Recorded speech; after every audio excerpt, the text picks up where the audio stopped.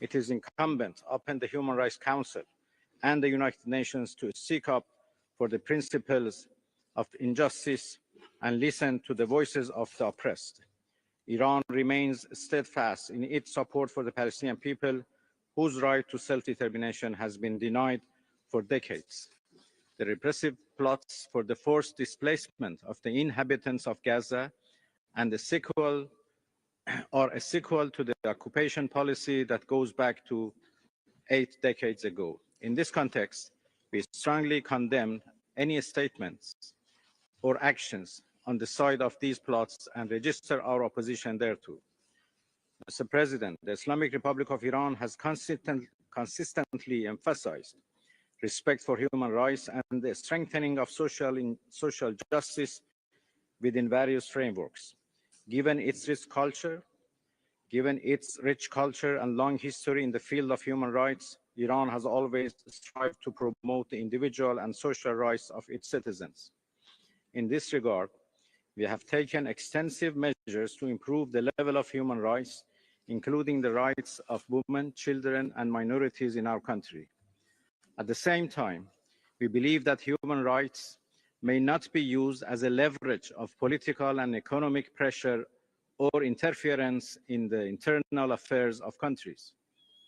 Experience has shown that certain states use the present institution as a tool to advance their own agendas, while human rights must be pursued in an ambient of mutual respect and non-interference in the internal affairs of countries. We call upon all states to support and promoting human rights based on the principles of fairness and impartiality, and to avoid selective and politicized approaches to the issue which shall lead to the reinforcement of discrimination and inequality in this sphere. In conclusion, I would like to underscore that the Islamic Republic of Iran believes in continuing its constructive cooperation with international human rights mechanisms in promoting human rights at the global level, and hopes that all countries will take joint steps in this direction. And thank you very much.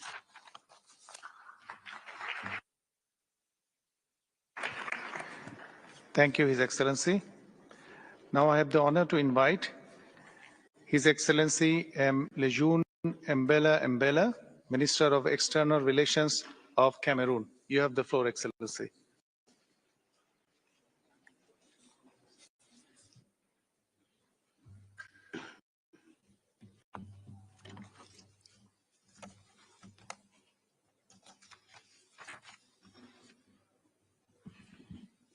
The President of the Human Rights Council, the President of the United Nations General Assembly, distinguished ministers, Your Excellencies, ambassadors, distinguished delegates, ladies and gentlemen.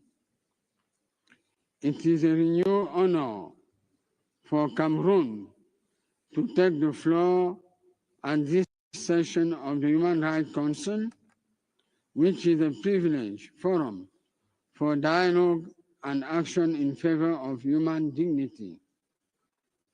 First of all, I would like to warmly congratulate His Excellency Jörg Lauber on his election as President of this Council, and assure him of Cameroon's support in the accomplishment of his noble mission.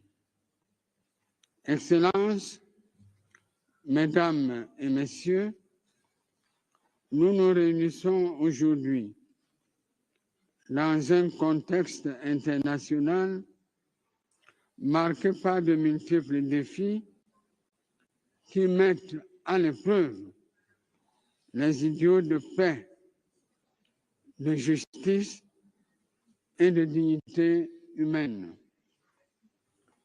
Les crises sécuritaires, les inégalités persistantes et les menaces émergentes contre les droits de l'homme appellent à une action concertée et solidaire de la communauté internationale.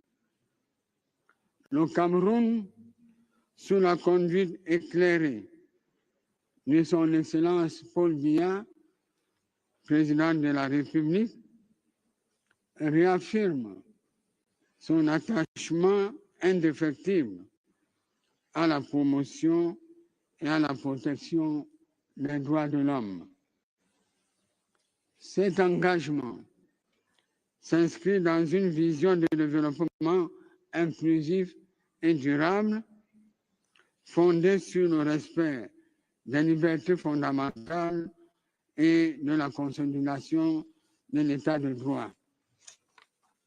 C'est dans cet esprit que nous avons accueilli avec intérêt la visite du haut-commissaire aux droits de l'homme au mois d'août 2024. Cette mission a permis d'évaluer de manière objective les avancées réalisées et les défis à relever. Le Cameroun salue cette coopération constructive qui témoigne de notre volonté constante de dialogue avec les mécanismes onusiens. Dans cette même dynamique, nous nous félicitons du déploiement en décembre 2024 d'une mission technique du Haut Commissariat aux droits de l'homme dans la région du Nord-Ouest et du Sud-Ouest, qui connaissent des soubresauts sociopolitiques. Les Nations Unies et la communauté internationale, en appuyant les efforts du gouvernement, contribuent à un retour à la normalité dans ces régions.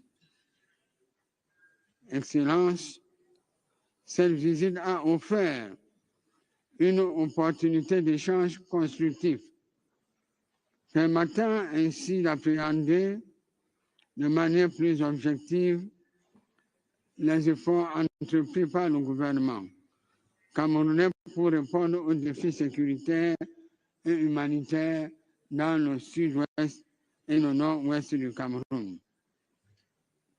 Excellences, Mesdames et Messieurs, le Cameroun poursuit ses efforts pour renforcer la promotion et la protection des droits humains. Dans cette dynamique, nous annonçons notre volonté d'accueillir la visite en attente de 4 rapporteurs spéciaux des Nations Unies, à savoir la rapporteuse spéciale sur la situation des défenseurs des droits de l'homme, la rapporteuse spéciale sur la torture et autres traitements cruels, inhumains ou dégradants, le rapporteur spécial sur la promotion et la protection des droits de l'homme dans la lutte antiterroriste. Enfin, la rapporteuse spéciale sur la vente et l'exploitation sexuelle des enfants. Ces visites contribueront à une meilleure compréhension des réalités sur le terrain, permettront aussi un dialogue constructif avec les experts internationaux afin de renforcer notre gouvernance en la matière. En outre, dans la continuité de nos engagements internationaux, nous réaffirmons notre intention d'accélérer la finalisation du processus de ratification du protocole facultatif à la Convention contre la torture. Cette démarche illustre notre volonté de renforcer les mécanismes de prévention de la torture et de garantir le respect des droits fondamentaux sur l'ensemble du territoire national. Par ailleurs, dans le cadre de l'agenda 2030 des Nations Unies et de la réalisation les objectifs de développement durable, ODD, le Cameroun s'engage à renforcer ses initiatives en faveur de l'inclusion sociale, de l'accès à la justice et du renforcement des institutions démocratiques. Mesdames, Messieurs, la mise en œuvre des politiques publiques dans ce domaine demeure une priorité stratégique de notre gouvernement. Excellences, Mesdames, Messieurs, le Cameroun, fidèle à sa tradition de coopération multilatérale, sollicite également le soutien de la communauté internationale pour ses candidats à des instances onusiennes dédiées aux droits humains, notamment à la réélection de notre candidate au comité pour l'élimination de la discrimination raciale et l'élection de notre candidate à l'instance permanente des Nations Unies sur les questions autochtones. Nous sommes convaincus que leur expertise et leur engagement constitueront un atout précieux pour ces organes. Bien que le Cameroun soit désormais observateur du Conseil des droits de l'homme, après avoir achevé son second mandat consécutif en décembre 2024, notre engagement demeure total. Nous continuerons à participer activement aux travaux du Conseil, aux panels thématiques, au dialogue interactif et aux négociations, contribuant ainsi à faire avancer le nombre idéal de justice et d'égalité pour tous. Monsieur le Président, Excellences, Mesdames et Messieurs, le Cameroun réaffirme son attachement indéfectible aux valeurs du multilatéralisme, de coopération internationale et de solidarité en matière de promotion et de protection des droits humains. Nous restons convaincus que c'est ensemble, dans un dialogue constructif et respectueux, que nous pourrons bâtir un avenir plus juste, plus inclusif et plus pacifique pour tous. Je vous remercie.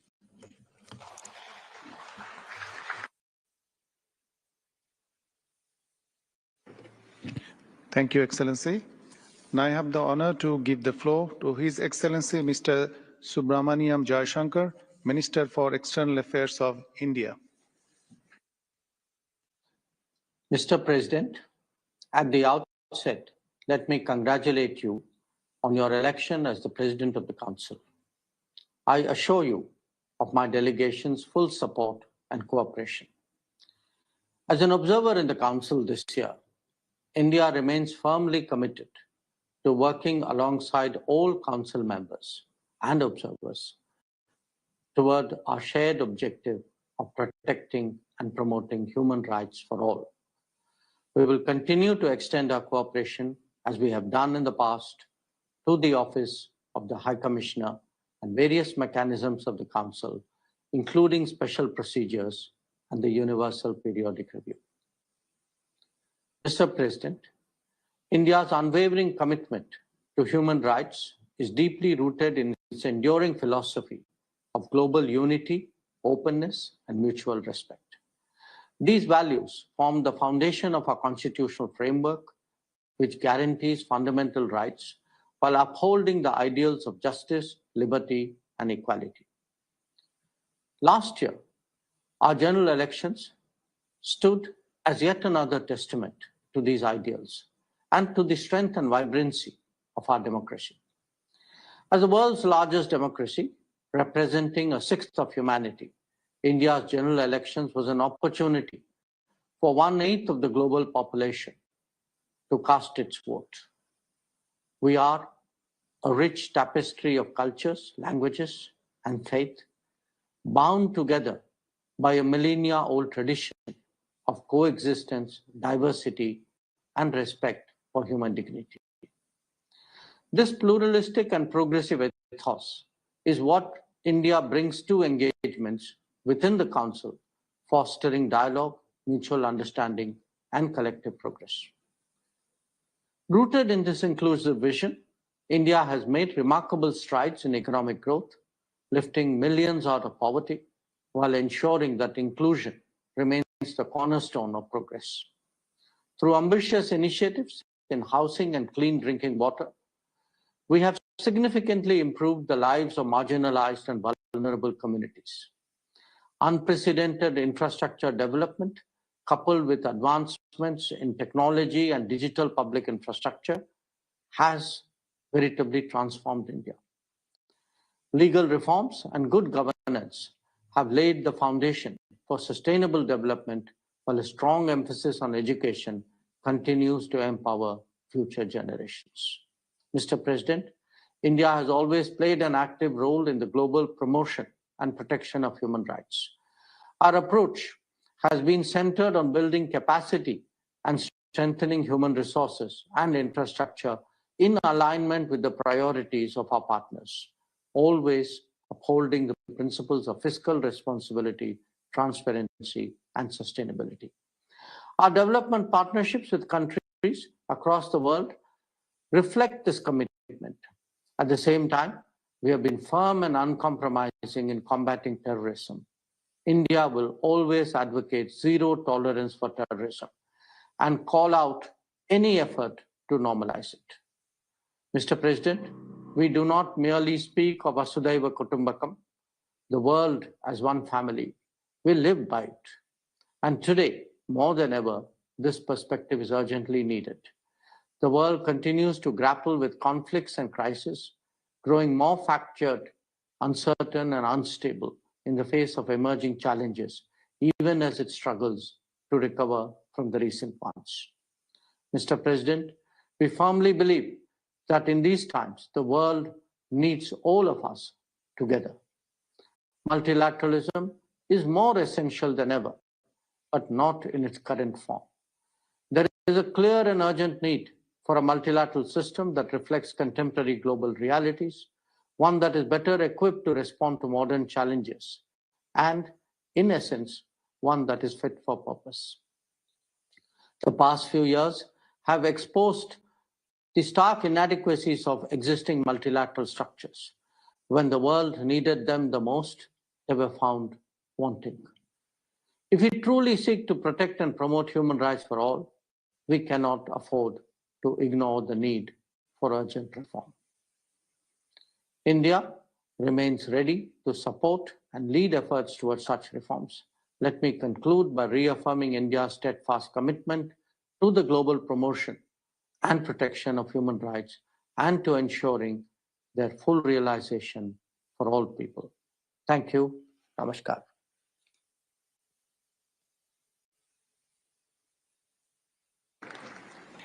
Thank you, Excellency. Now I have the honor to give the floor to His Excellency Mr. Carlos Ramiro Martinez Alvarado, Minister for Foreign Affairs of Guatemala. You have the floor, Excellency.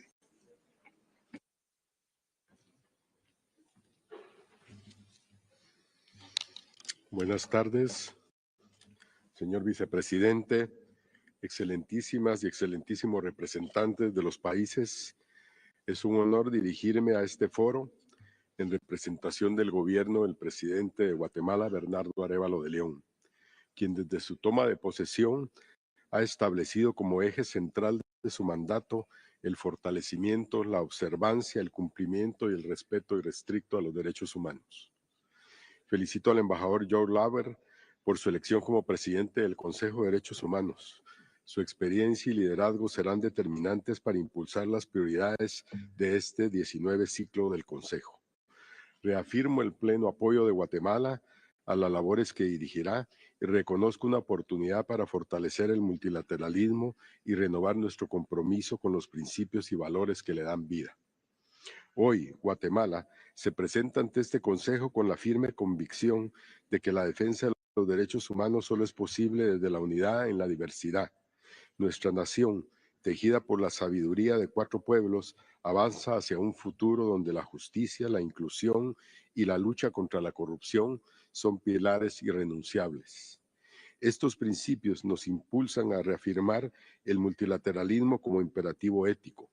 En este espíritu, mi primer acto como ministro de Relaciones Exteriores hace 13 meses fue renovar por 3 años el mandato de la Oficina del Alto Comisionado de las Naciones Unidas para los Derechos Humanos en mi país, pues consideramos que su respaldo es un pilar para fortalecer nuestras instituciones y consolidar una cultura de respeto a la dignidad humana.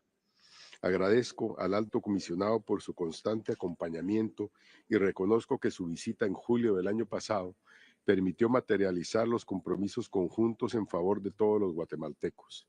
El señor Turk subrayó desafíos a los que hemos prestado especial atención y reiteramos nuestro compromiso para abordarlos de manera integral y avanzar hacia soluciones sostenibles.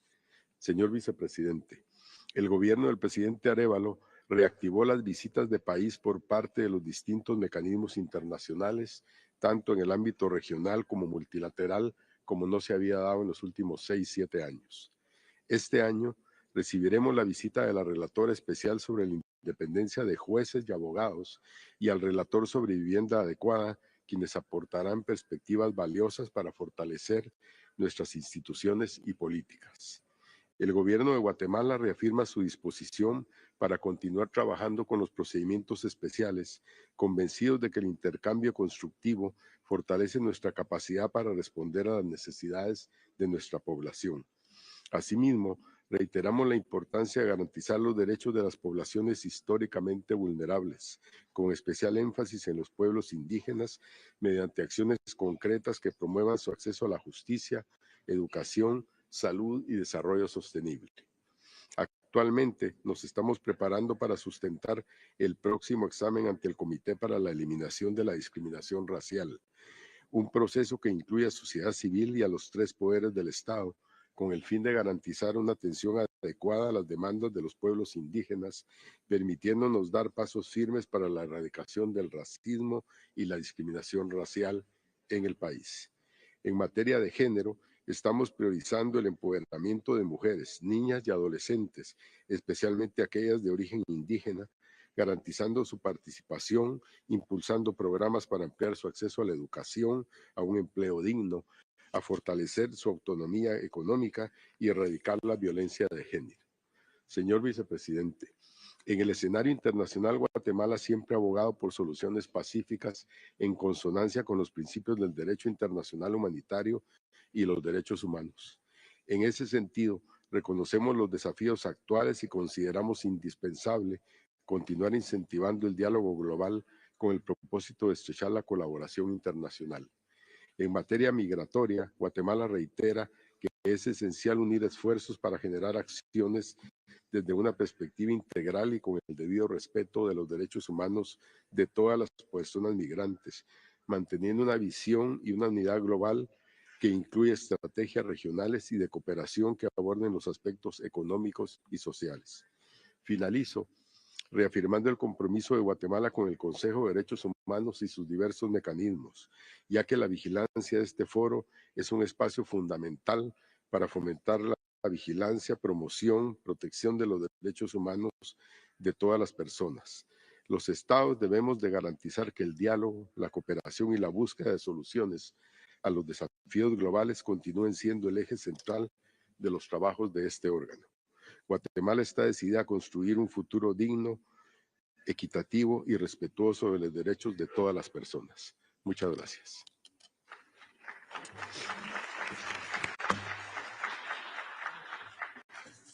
Thank you, Excellency. Now I have the honor to give the floor to His Excellency Mr. Abdullah Ali Al Yahya, Minister for Foreign Affairs of Kuwait. You have the floor, Excellency.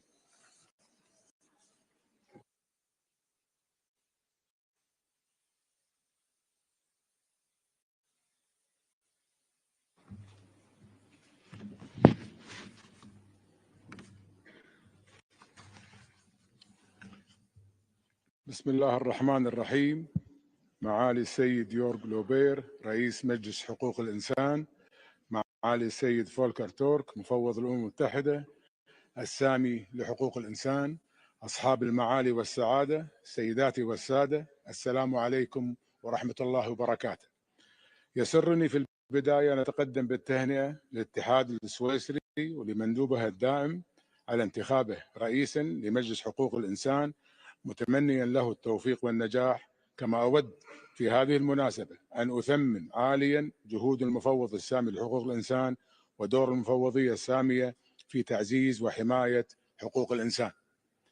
سيد الرئيس، أصحاب المعالي والسعادة، أود أن أستثمر وجودي اليوم والذي يتزامن مع مرور عام على عضوية دولة الكويت في مجلس حقوق الإنسان أن أجدد لكم حرص دولة الكويت واحترامها الراسخ لمبادئ حقوق الإنسان والمستمد من دينها ودستورها، والذي ينسجم مع مضامين ميثاق الأمم المتحدة والإعلان العالمي لحقوق الإنسان والصكوك الدولية ذات الصلة، مؤكدين على مواصلة تعاوننا الوثيق مع المفوضية السامية لحقوق الإنسان. ومن هذا المنطلق تحرص دولة الكويت على تقديم ومناقشة التقارير الوطنية الدورية في المواعيد المحددة، لذا قمنا بإنشاء آليات وطنية لمتابعة وتقييم ضمان تنفيذ التزاماتنا الدولية بكفاءة وفعالية. وانسجاما مع هذه الالتزامات تقوم حكومة دولة الكويت حاليا بمراجعة شاملة لأغلب القوانين التي من شأنها أن تعزز وتصون حقوق الإنسان، وهي معنية في سبيل المثال لا للحصر بتمكين المرأة والشباب وتعزيز حقوق الأشخاص ذوي الإعاقة وحفظ حقوق العمال ومكافحة الإتجار بالأشخاص. ولا يفوتني في هذا السياق إلى أن أشير إلى استعداد دولة الكويت لاستعراض تقريرها الدوري الشامل أمام مجلسكم الموقر في شهر مايو المقبل، آملا أن تكلل كافة أعمالنا بتحقيق أهدافها ومضامينها بحوار شامل وبناء. سيد الرئيس، أصحاب المعالي والسعادة، نجتمع اليوم ونحن أمام مسؤولية أخلاقية وإنسانية تجاه الشعب الفلسطيني الشقيق، إذ تواصل إسرائيل القوة القائمة بالاحتلال انتهاكا صارخا للقانون الدولي الإنساني وميثاق الأمم المتحدة وكافة القرارات الأممية، مستغلة غياب الردع والمحاسبة. فبعد أكثر من عام على الحرب على غزة، وبينما كنا نأمل وقف سفك الدماء وتواصل إسرائيل عملياتها العسكرية وتهديدها بالتهجير الفلسطينيين من أرضهم، داعين المجتمع الدولي على التحمل المسؤولية لتوفير الحماية الدولية للشعب الفلسطيني والحقوق غير القابلة للتصرف. هذا وتجدد دولة الكويت عبر هذا المنبر موقفها الثابت والمبدئي تجاه إقامة الدولة الفلسطينية المستقلة وعاصمتها القدس الشرقية على حدود 4 يونيو 1967 وفق القرارات الشرعية الدولية ومبادرة السلام العربية. وفي ضوء التطورات المتسارعة في المنطقة، فإن دولة الكويت تشدد على ضرورة الحفاظ على وحدة أراضي الجمهورية العربية السورية احتراما سيادتها بما يحقق الاستقرار وحماية مؤسسة الوطنية، حيث يتطلب ذلك تضامنا دوليا يشمل تقديم المساعدات ورفع العقوبات دعما للشعب السوري الشقيق.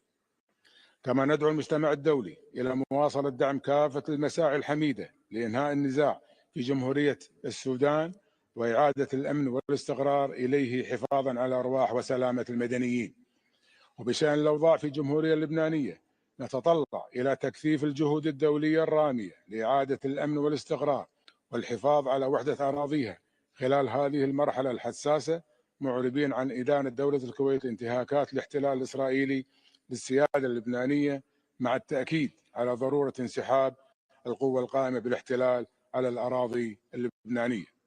سيد الرئيس، أصحاب المعالي والسعادة، إن السلام والتنمية وحقوق الإنسان أعمدة مترابطة لا تحقق إلا بإرادة سياسية صلبة وإجراءات عملية ملموسة. وبعد مرور 75 عاما عن إعلان العالمي لحقوق الإنسان، لا يزال البعض ينحرف عن غايات الإعلان العالمي، مستغلا حقوق الإنسان للتدخل في الشؤون الداخلية للدول بما يتعارض مع سيادتها.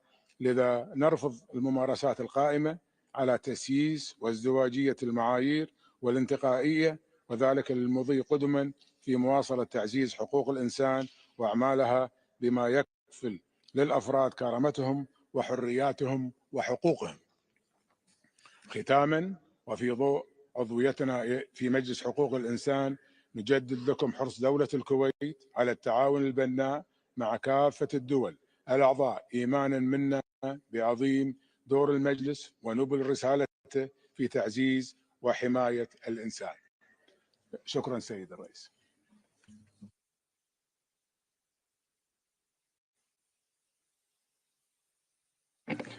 Thank you, Excellency. Now I have the honor to give the floor to His Excellency Mr. Yusuf Maitama Tugard, the Minister for Foreign Affairs of Nigeria. You have the floor, Excellency.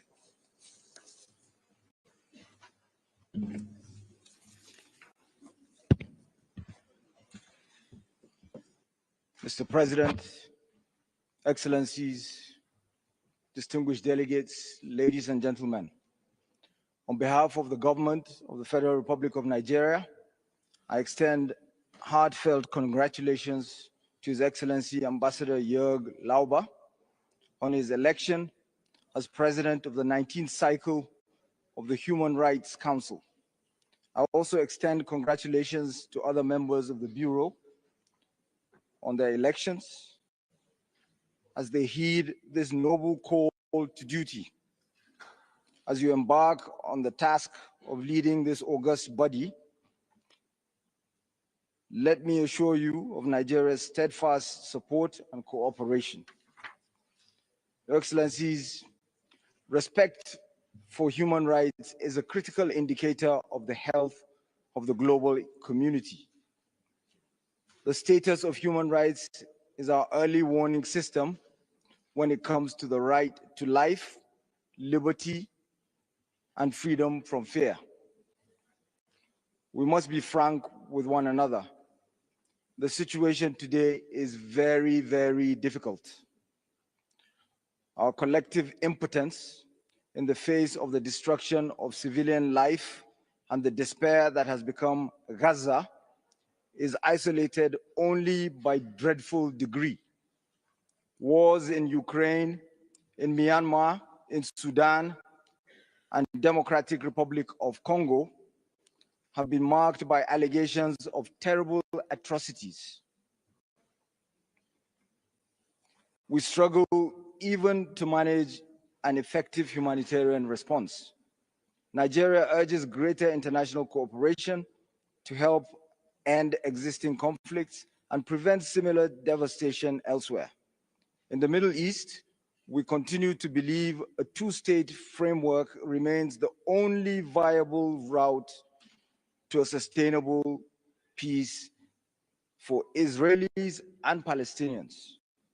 We fully support the key stakeholders now working to end the violence and create some accountability for the abuses we have witnessed.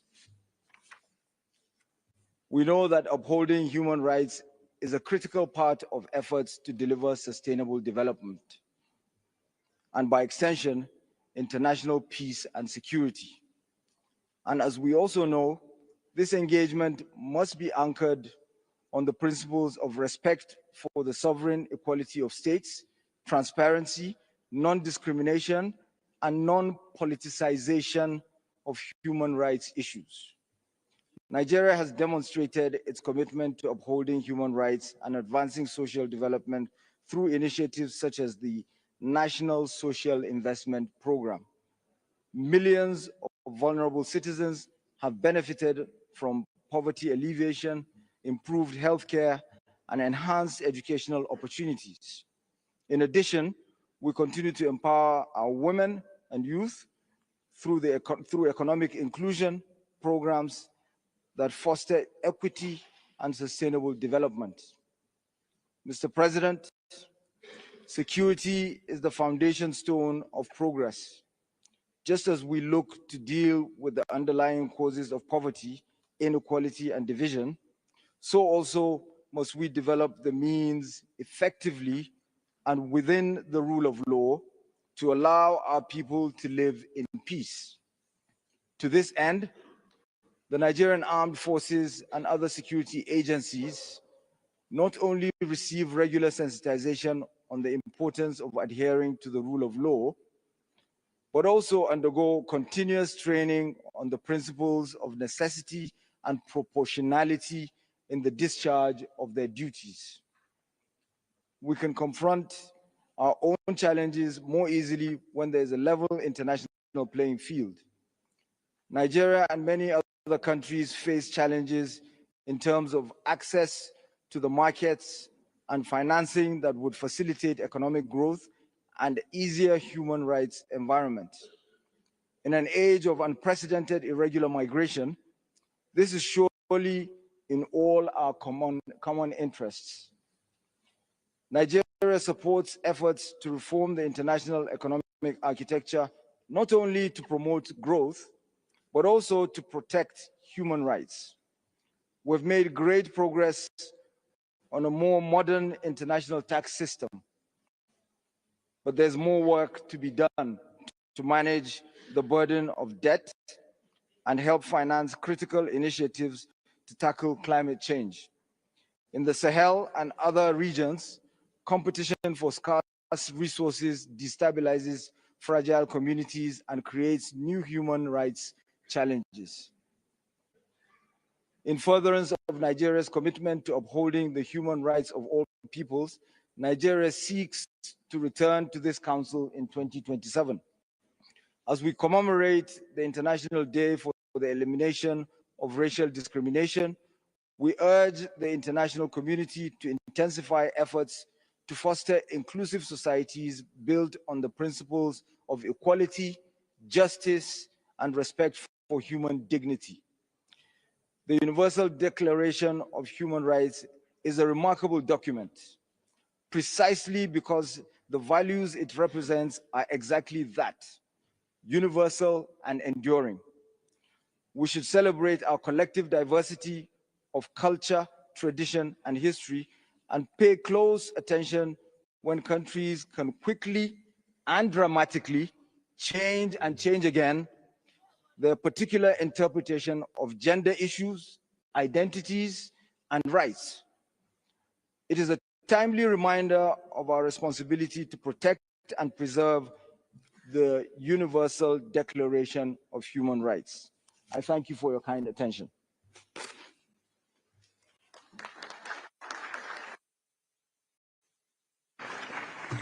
Thank you, Excellency. Now I have the honor to give the floor to His Excellency Mr. Badr Ahmed Mohammed Abdelati, Minister for Foreign Affairs, Immigration and Egyptian Expatriates of Egypt. السيد الرئيس، السادة رؤساء وأعضاء الوفود، السيدات والسادة. بداية أتقدم بالتهنئة إلى سويسرا ومندوبها الدائم على توليه رئاسة مجلس حقوق الإنسان، وإلى الأعضاء الجدد في هيئة مكتب المجلس، متمنيا لهم جميعا التوفيق في مهامهم. السيد الرئيس، تنعقد الدورة الحالية للمجلس في ظل ظروف شديدة الاستثنائية بسبب الأزمات والكوارث الإنسانية التي شهدها العالم مؤخرا، وزادت من معاناة عدد من الشعوب، وحولت الأنظار أكثر فأكثر إلى هذا المجلس في حالة ترقب لما يمكن له القيام به، وهو ما يفرض علينا ضرورة التحلي بالمسؤولية وتغليب لغة الحوار والتعاون بعيداً عن الاستقطاب والانتقائية والتسييس وازدواجية المعايير. وفي هذا السياق تشدد مصر على ضرورة قيام المجلس بدوره للحد من معاناة الشعب الفلسطيني التي تفاقمت بسبب الحرب على غزة والكارثة الإنسانية غير المسبوقة التي يشهدها القطاع، كما تؤكد على ضرورة التصدي للدعوات الخاصة بتهجير الشعب الفلسطيني وترحيله واقتلاعه من أرضه أو تشجيعه على المغادرة من خلال جعل القطاع غير قابل للحياة فيه ومن ثم تصفية قضيته. وستواصل مصر جهودها لدعم صمود الشعب الفلسطيني المتشبث بأرضه والعمل مع الشركاء الشركاء الدوليين لتثبيت اتفاق وقف إطلاق النار وتنفيذه بشكل كامل، وضمان نفاذ أكبر كم من المساعدات الإنسانية ومتطلبات التعافي المبكر، وإعداد خطة شاملة لإعادة إعمار القطاع وضمان تنفيذها دون خروج أي فلسطيني منه. وتشيد مصر هنا بالدور الهام للمنظمات الدولية الإنسانية، وعلى رأسها وكالة الأونروا التي لا بديل لها. كما ستواصل مصر جهودها لضمان استعادة الشعب الفلسطيني حقوقه المشروعة غير القابلة للتصرف، وفي مقدمتها حقه في تقرير المصير وفي إقامة دولته المستقلة وعاصمتها القدس الشرقية على خطوط 4 يونيو عام 1967.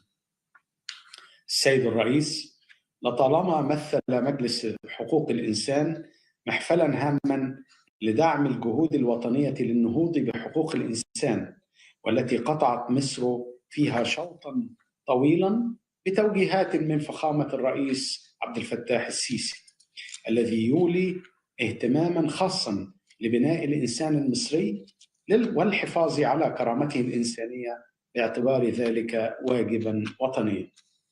وكثفت الدولة المصرية جهودها اتساقا مع التزاماتها الدستورية والدولية لتنفيذ أهداف الاستراتيجية الوطنية لحقوق الإنسان وتوفير مناخ مواتٍ للتمتع بهذه الحقوق، وذلك من خلال اتخاذ عدد من المبادرات والقرارات أبرزها تفعيل لجنة العفو الرئاسي وإطلاق الحوار الوطني وإغلاق قضية التمويل الأجنبي واستحداث تشريعات جديدة، أهمها مشروع قانون الإجراءات الجنائية الجديد الذي سيحدث عند اعتماده ثورة تشريعية.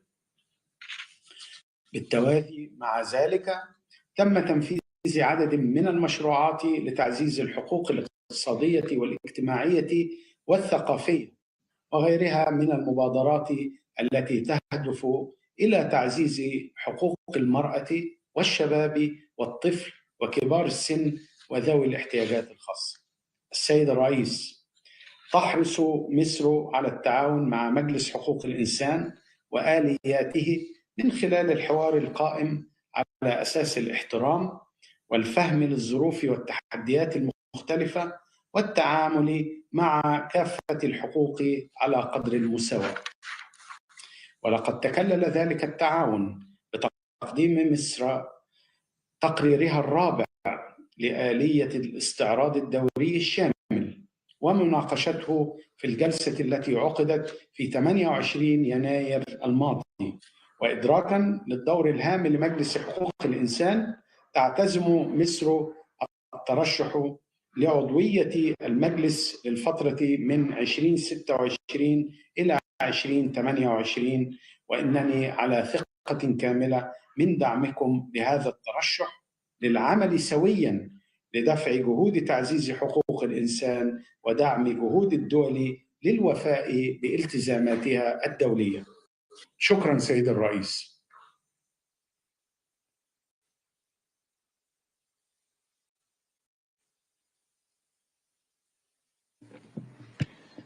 Thank you, Excellency. Now I have the honor to give the floor to His Excellency Mr. Seed Ahmed Ali Benani, Commissioner for Human Rights, Humanitarian Action and Relations with Civil Society of Mauritania. You have the floor, Excellency.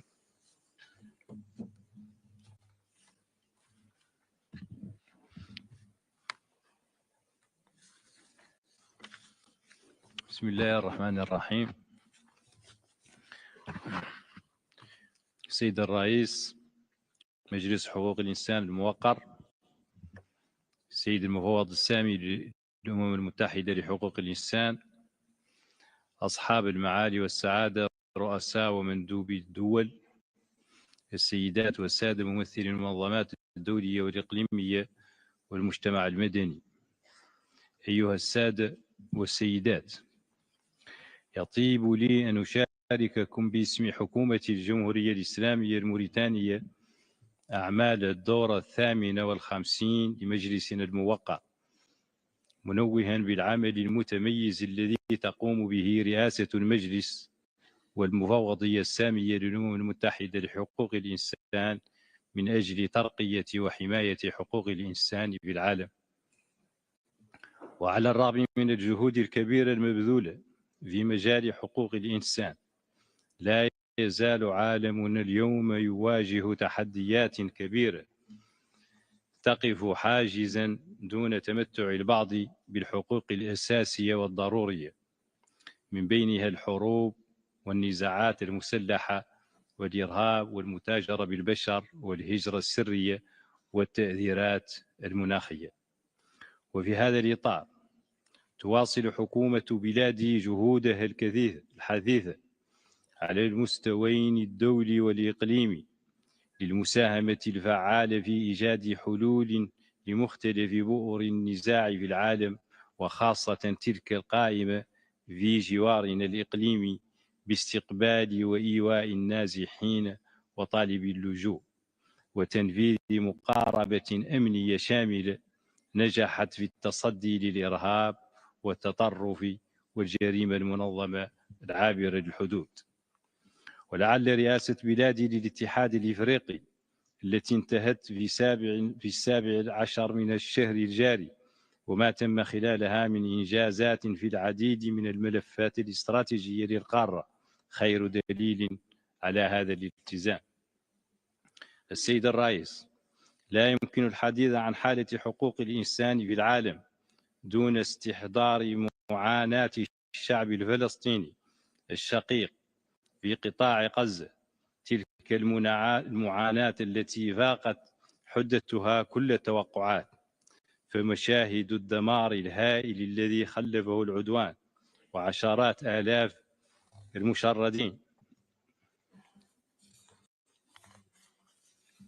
من النساء والأطفال والمسنين لدليل قاطع على عدم تحمل المجتمع الدولي لمسؤولياته، وعليه فهو مطالب اليوم أكثر من أي وقت مضى بمضاعفة الجهود لمواصلة وقف إطلاق النار وإدخال المساعدات الإنسانية بالكم المطلوب، ودعم جهود الإغاثة والإعمار سعيا لإنهاء معاناة الشعب الفلسطيني الشقيق وفتح آفاق لحل عادل يضمن إقامة دولة فلسطينية مستقلة وعاصمتها القدس الشرقية. إن على المجتمع الدولي أن ينبذ سياسة ازدواجية المعايير في التعامل مع الدول حتى لا يفقد مصداقيته وتسقط الثقة بشعاراته ومبادئه، وحتى لا تكون كرامة الإنسان وحقوقه تتفاوت قدسيتها بحسب الانتماء. السيد الرئيس، عرفت حالة حقوق الإنسان في بلادي خلال العام المنصرم إنجازات كبيرة تعززت معها المكتسبات الوطنية في مجال بناء دولة القانون والمؤسسات وترسيخ قيم الديمقراطية والحقوق والحريات. وفي هذا السياق شرعنا في تنفيذ الاستراتيجية الوطنية لترقية وحماية حقوق الإنسان 2024-2028 الأولى من نوعها في البلاد. كما عرف الإطار القانوني تطورا هاما باستصدار القانون 039/2024 المتعلق بإنشاء المحكمة المتخصصة لمحاربة العبودية والاتجار بالأشخاص وتهريب المهاجرين، الذي سمح بتوسيع نطاق اختصاص المحكمة وتقريب العدالة الجنائية من المواطنين والضحايا على وجه الخصوص، علاوة على القانون 039/2024 المتضمن الأحكام الجنائية المتعلقة بنظام الهجرة الذي سد فراغا تشريعيا كان قائما بالمنظومة القانونية الوطنية لمحاربة تهريب المهاجرين. السيد الرئيس، في مجال ترقية الحقوق المدنية والسياسية ساهم جو التهدئة والانفتاح السياسي والحوار والتشاور الذي اعتمده فخامة رئيس الجمهورية السيد محمد الشيخ الغزواني في حصر الاختلاف بين الفرقاء السياسيين، وهو ما مكن من تنظيم انتخابات رئاسية شفافة ونزيهة في يونيو الماضي في إجماع تام على قواعدها وأسس تسييرها. كما تواصل الحكومة تنفيذ الوثيقة الوطنية لإصلاح وتطوير العدالة التي تضمن عصرنة قطاع القضاء وتطوير بناء التحتية وتحسين ظروف العاملين به، ضمانا لاستدامة ما تحقق في مجال الحكامة السياسية وترسيخ مبدأ الفصل بين السلطات. وفي مجال الحماية أطلقنا منصة رقمية تدعى حماية الاستقبال ومعالجة الشكاوي المتعلقة بانتهاكات حقوق الإنسان. كما قمنا عن طريق صندوق دعم ومساعدة ضحايا الاتجار بتسليم منح مالية لتمويل أنشطة مدرة للدخل لصالح ضحايا الاتجار بالأشخاص، علاوة على اعتماد خطة العمل الوطنية الثانية لمكافحة الاتجار بالأشخاص. وفي إطار ترقية حقوق الاقتصادية والاجتماعية، واصلت الحكومة تنفيذ البرامج الاجتماعية والخدمية خاصة لترقية وتطوير قطاع الصحة والتعليم. ففيما يخص التعليم تواصل الحكومة للسنة الثالثة تنفيذ مشروع المدرسة الجمهورية الرامية إلى ترسيخ مبدأ الإنصاف والمساواة. وبفضل الجهود المبذولة في هذا الإطار وصل معدل التمدرس الابتدائي الصافي إلى 81% ونسبة الاستبقاء إلى 83%. وفيما يتعلق بالخدمات الصحية، مكنت جهود الحكومة من إيصال نسبة النفاذ للخدمات الصحية لما يناهز 80% سنة 2024. السيد الرئيس، عملنا خلال العام المنصرم على تعزيز تفاعل البلاد الإيجابي مع الآليات الدولية لحقوق الإنسان وتعزيز تواجد خبرائنا الوطنيين في لجان المعاهدات الدولية. وفي هذا السياق تم انتخاب بلادنا لعضوية لجنة الأمم المتحدة لحقوق الطفل. كما تم تقديم ومتابعة التقارير الدورية وتقارير المتابعة أمام كل من لجنة الأمم المتحدة للحقوق الاقتصادية والاجتماعية ولجنة الخبراء الفارقة لحقوق ورفاهية الطفل.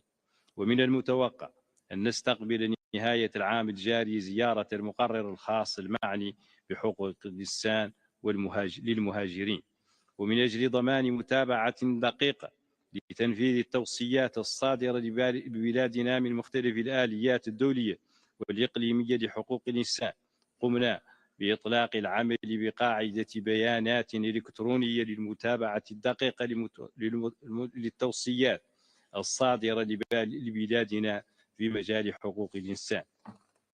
أيها السادة والسيدات، ختاما أعرب لكم عن عزم حكومة بلادي على المضي قدما في مواكبة كافة الجهود الرامية إلى حفظ وصون كرامة الإنسان وفق المعايير الدولية والإمكانات والموارد المتاحة، متمنيا لأعمال دورتنا التوفيق والنجاح. وأشكركم، والسلام عليكم ورحمة الله وبركاته.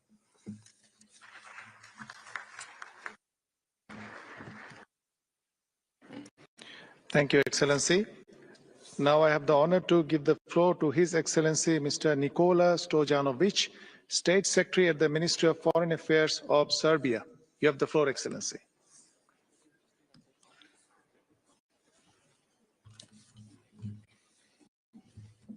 Mr. President, Your Excellencies, ladies and gentlemen, it is an honor to address the Human Rights Council today. As we mark the 80th anniversary of the United Nations, we must reaffirm our commitment to its founding principles, including the UN Charter and the Universal Declaration of Human Rights. These instruments oblige us to uphold human rights as the cornerstone of the international order. The promotion and implementation of international human rights mechanisms are essential for dignity, for progress, and realization of humanity's goals and shared values. While challenges to multilateralism exist, we firmly believe that there is no alternative to it.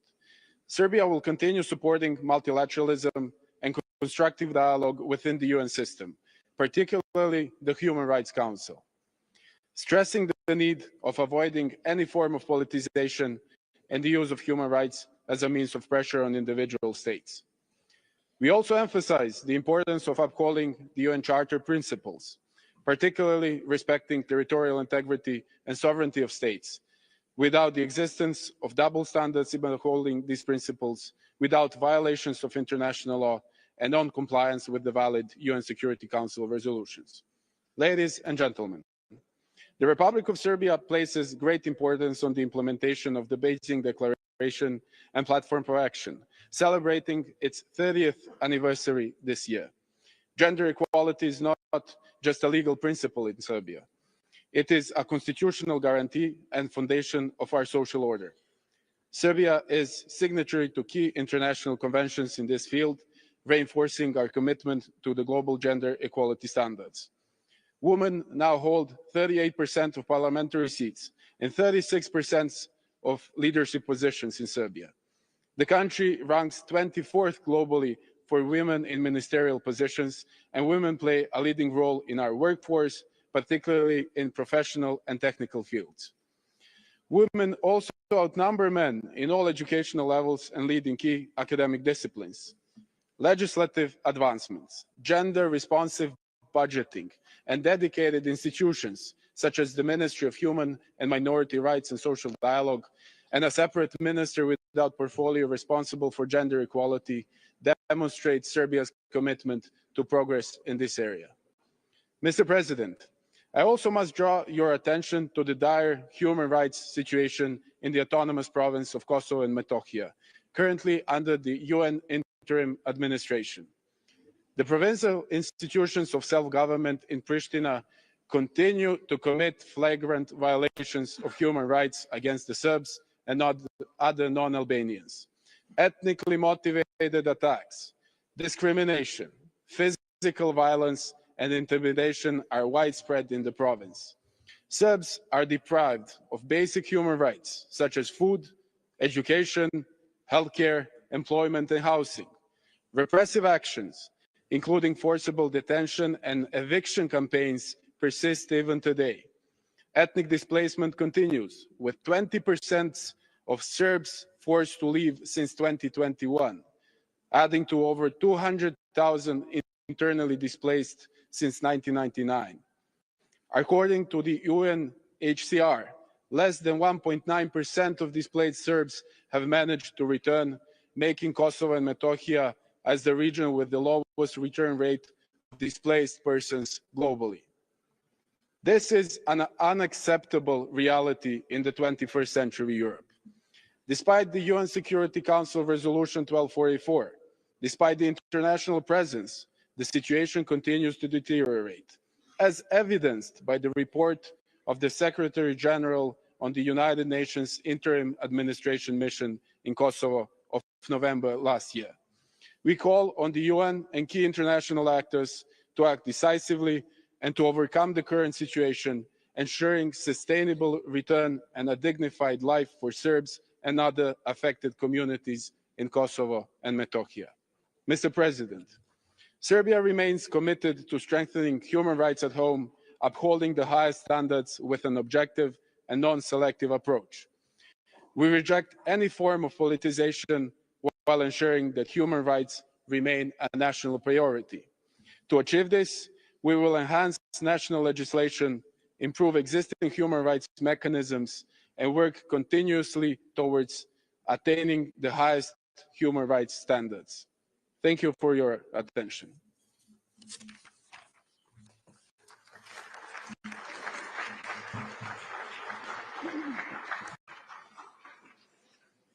Thank you, Excellency.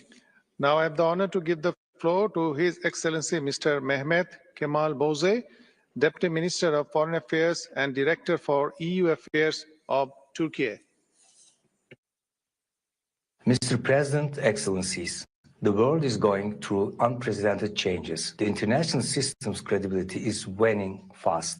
Atrocities and grave breaches of international law continue with impunity. Effective multilateralism in action is needed more than ever. Making UN more relevant would be the most meaningful gift to celebrate its 80th anniversary. Mr. President, following months of systemic violations of international law, we welcome the ceasefire in Gaza. The ceasefire must become permanent to allow de-escalation. The catastrophic humanitarian situation in Gaza necessitates urgent humanitarian aid for Palestinians. Our humanitarian aid and efforts towards reconstruction continue unabated. We reiterate our support to UNRWA. Inalienable rights of Palestinian people must be respected. Perpetrators of crimes against them must be held to account. Turkey submitted its declaration of intervention in the South Africa versus Israel genocide case before the ICJ. We closely follow the procedures before the ICJ and hope that the court will render a judgment to put an end to suffering of the Palestinian people. Statements urging displacement of Palestinians from Gaza are unacceptable and against international law. Lasting peace and security in the region is possible only through establishing an independent, sovereign, and contiguous state of Palestine based on 1967 borders with East Jerusalem as capital and the upholding of international law by Israel. Failure to keep the calm in Lebanon would exacerbate the tensions in the region. Excellencies, Syrian people now have a historic opportunity to rebuild Syria. Turkey is firmly committed to ensuring a stable, unified, and secure Syria where transitional justice is served. We are in close dialogue with the new administration and emphasize the importance of inclusive governance. We encourage the international community to constructively engage with the new administration. We support the voluntary returns of Syrians to their country on the basis of UN parameters. Syria's stability and unity requires eradicating terrorism. There is no place for Daesh or PKK, YPG, SDF in Syria's future. SDF is not a legitimate representative of Syrian Kurds and must be dissolved. The illegal and seditious presence of this terrorist organization in Syria's northeast and its exploitation of Syria's hydrocarbon resources must end.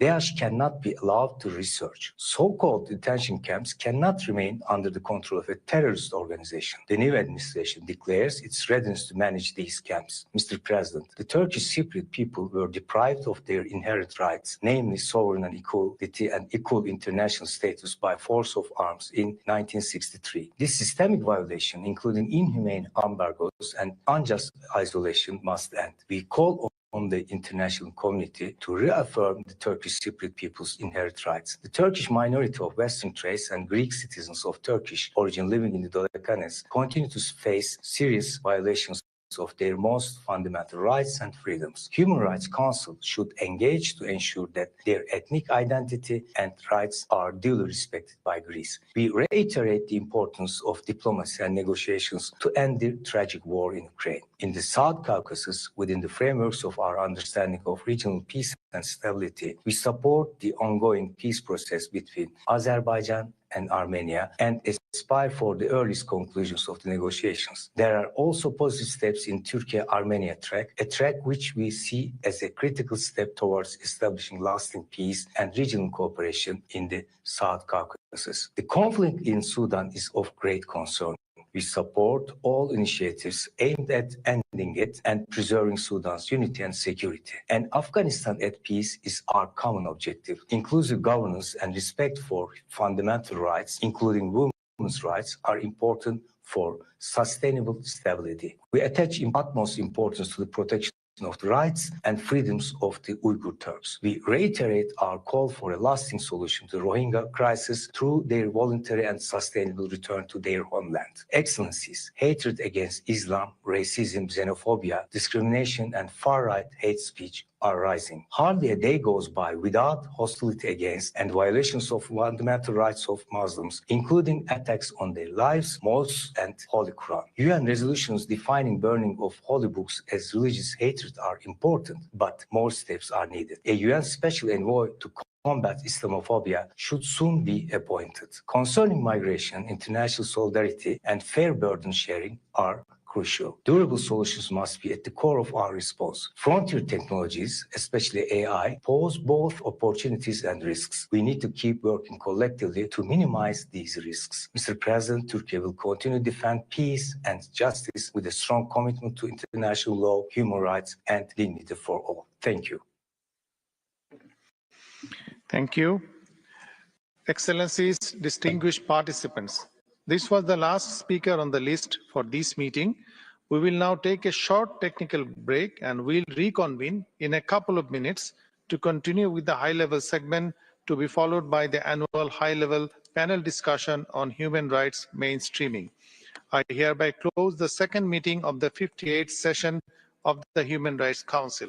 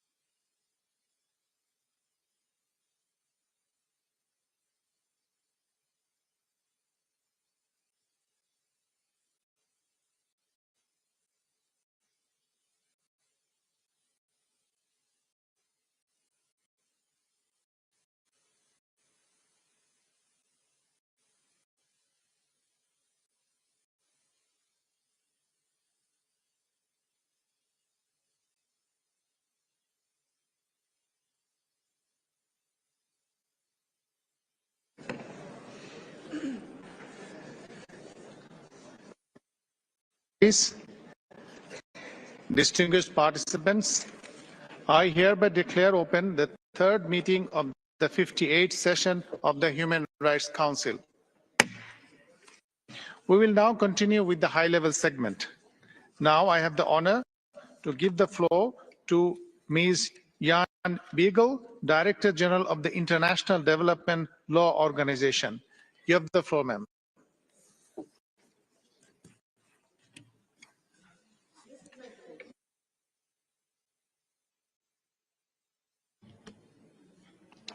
Mr. President, Excellencies, colleagues, it is a privilege to speak to you today on behalf of the International Development Law Organization.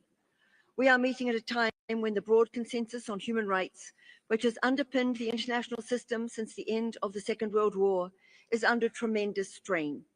Many speakers have highlighted the alarming and widespread rights violations in conflicts raging around the world. Of great concern also is the growing indifference and mistrust, which is undermining support for human rights in many places. Addressing these challenges will be critical to preserving decades of hard-won progress on human rights. The concept of human rights was revolutionary, in large part because of their universality. Eleanor Roosevelt said, "Human rights begin in small places, close to home, and unless these rights have meaning there, they have little meaning anywhere." We are seeing the opposite right now. Global surveys have found that while large majorities value human rights as an abstract concept, few feel they are relevant to their own lives. In some quarters, skepticism has taken root, fueled by misperceptions that human rights are impractical, externally imposed, or protect only a select few. And even as memories fade and the world loses the moral clarity of the drafters of the Universal Declaration of Human Rights, it is worth remembering their insight that the task of realizing human rights is an enduring one. The Declaration begins with the proposition that the recognition of the inherent dignity and of the equal and inalienable rights of all members of the human family is the foundation of freedom, justice, and peace in the world. We need to make that argument anew, demonstrating the tangible ways in which rights protect everyone and serve as a bedrock for peace and development. This is recognized in the 2030 Agenda, where human rights and the rule of law are both outcomes and enablers of all the SDGs. Drawing on IDLO's 4 decades of experience, allow me to share briefly 3 ways in which strengthening the rule of law is critical in turning rights into reality. First, the rule of law is a powerful force for peace and stability. The most severe human rights violations take place where the rule of law is weak or absent. Effective justice systems help to prevent conflicts by addressing their root causes and resolving disputes before they can spiral into violence. They also play a critical role in laying the foundations for reconciliation, peace, and recovery. Second, the rule of law is key to restoring public trust. It helps ensure fairness, accountability, and transparency, giving people confidence that institutions are working in the interest of everyone. Tackling corruption and making institutions more accessible and responsive to the rights people care about most are essential. And mechanisms for community involvement that facilitate direct dialogue between people and government foster an environment of mutual understanding and cooperation. Third, the rule of law can help to accelerate progress on the social and economic rights that are high on people's minds. The rule of law encourages economic growth by providing stability and certainty and enabling fair dispute resolution. It also helps to ensure that development gains are enjoyed in all parts of society by promoting equal economic opportunity.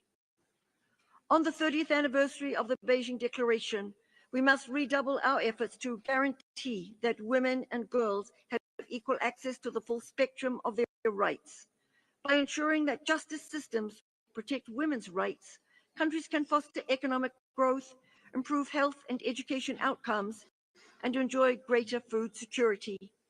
As an international gender champion, this is a personal priority for me. In conclusion, if we are to succeed in addressing today's challenges, we must do more to improve the lives of people. We must be steadfast in the defense of the ideal of human rights, but also in our commitment and effort to make these rights tangible for all people everywhere.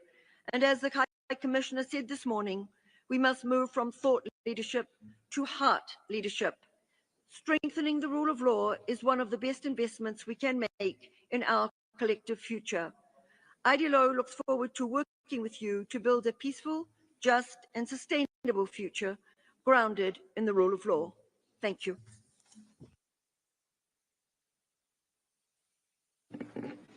Thank you, Madam. Now I have the honor to give the floor to His Excellency, Mr. Reginaldo Biogo Bandong Nguissomo, Minister for Justice, Worship and Human Rights of Equatorial Guinea. You have the floor, Excellency.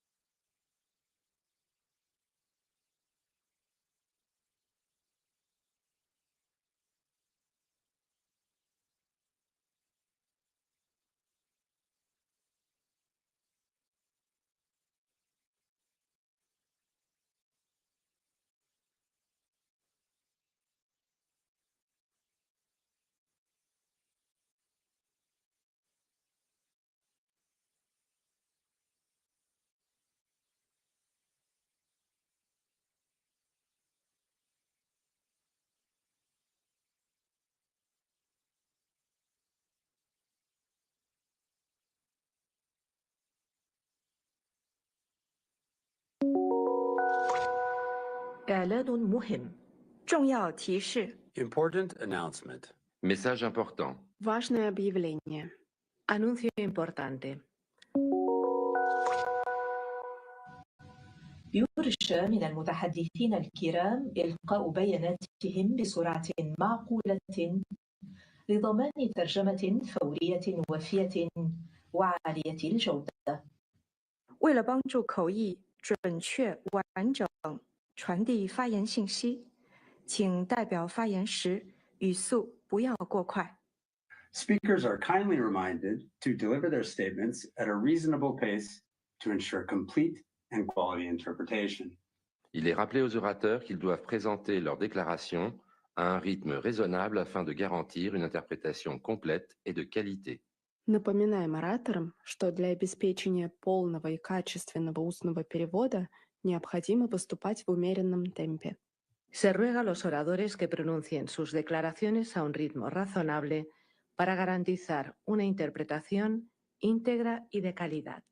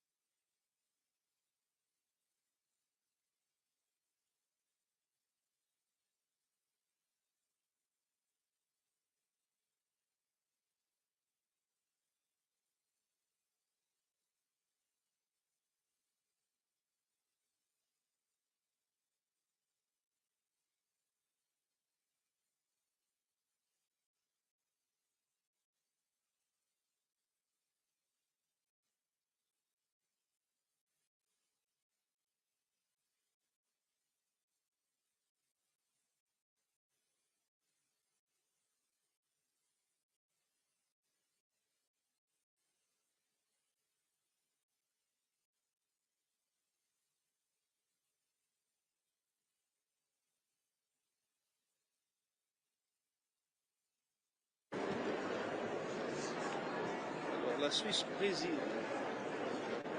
La Suisse-Brésil. Mais les télés sont nouvelles.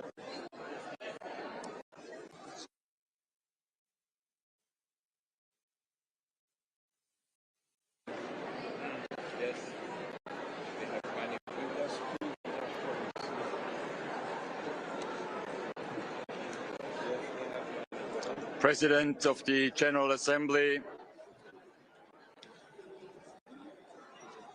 Secretary General of the United Nations,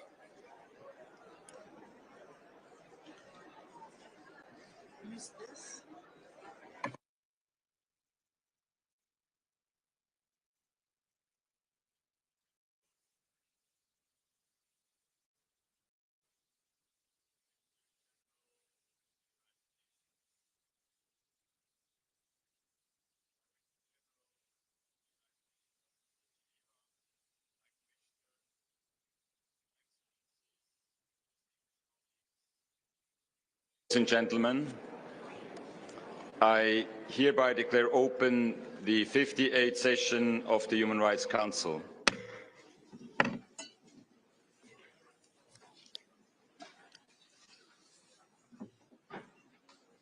We gather here at a time of profound global challenges: conflict, inequality, the erosion of fundamental freedoms, and an alarming backlash against human rights in many parts of the world. The very principles upon which the United Nations was founded 80 years ago are being tested. This milestone anniversary should serve as a moment of reflection. Are we living up to the promise of the UN Charter and the core international human rights treaties? Are we doing enough to protect the most vulnerable? And most importantly, are our efforts making a real difference on the ground where it matters most? History has shown that when human rights are weakened, crises deepen, conflicts escalate, and societies fracture. Today, we see this playing out in real time: mounting attacks on civic space, attempts to silence independent voices, and the shrinking of hard-won human rights protections. These trends demand our urgent response. Amid these difficulties, we must remember why we are here. Our responsibility is not just to debate or adopt resolutions. It is to make tangible, positive impact on people's lives. Over the next 6 weeks, the victims and survivors of human rights violations and abuses must remain at the center of our discussions and actions. Their voices must guide our work, and their dignity must be our priority. This Council was created to be a forum for dialogue, cooperation, accountability, and action. Let us rise to this challenge with renewed determination. Let us reaffirm that human rights are not optional. They're universal, indivisible, interdependent, and essential for peace, security, and development. As we begin this session, I urge all of us to engage in meaningful and respectful discussions, to listen to those most affected, and to ensure that our words translate into action. Before handing the floor to our distinguished guests for their opening statements, I now call on the Council to observe a moment of silence in memory of all victims of human rights violations around the world.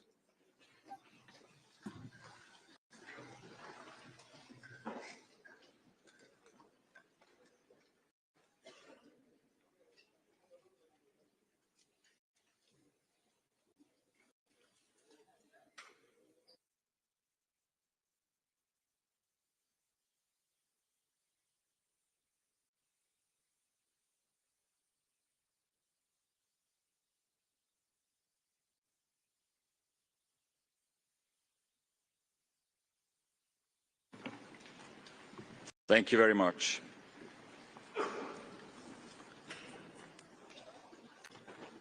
Excellences, Mesdames et Messieurs, nous avons à présent l'honneur d'entendre les déclarations de nos honorables invités qui marqueront l'ouverture de cette 58e session du Conseil des droits de l'homme. Nous écouterons tout d'abord l'allocution de Son Excellence M. Philémon Yang, président de l'Assemblée générale des Nations unies, suivi de l'intervention de Son Excellence M. Antonio Guterres, secrétaire général des Nations unies. Nous aurons ensuite le plaisir d'entendre M. Volker Turk, haut-commissaire des Nations unies aux droits de l'homme, ainsi que Son Excellence M. Ignacio Cassis, chef du département fédéral des affaires étrangères de la Confédération suisse, en sa qualité de représentant de l'État hôte. À l'issue de ces déclarations, nous entamerons officiellement le segment de haut niveau de cette session. Excellences, Mesdames et Messieurs, j'ai maintenant l'honneur de donner la parole au président de l'Assemblée générale, Son Excellence M. Philémon Yang. Excellence, vous avez la parole depuis le rostrum, s'il vous plaît.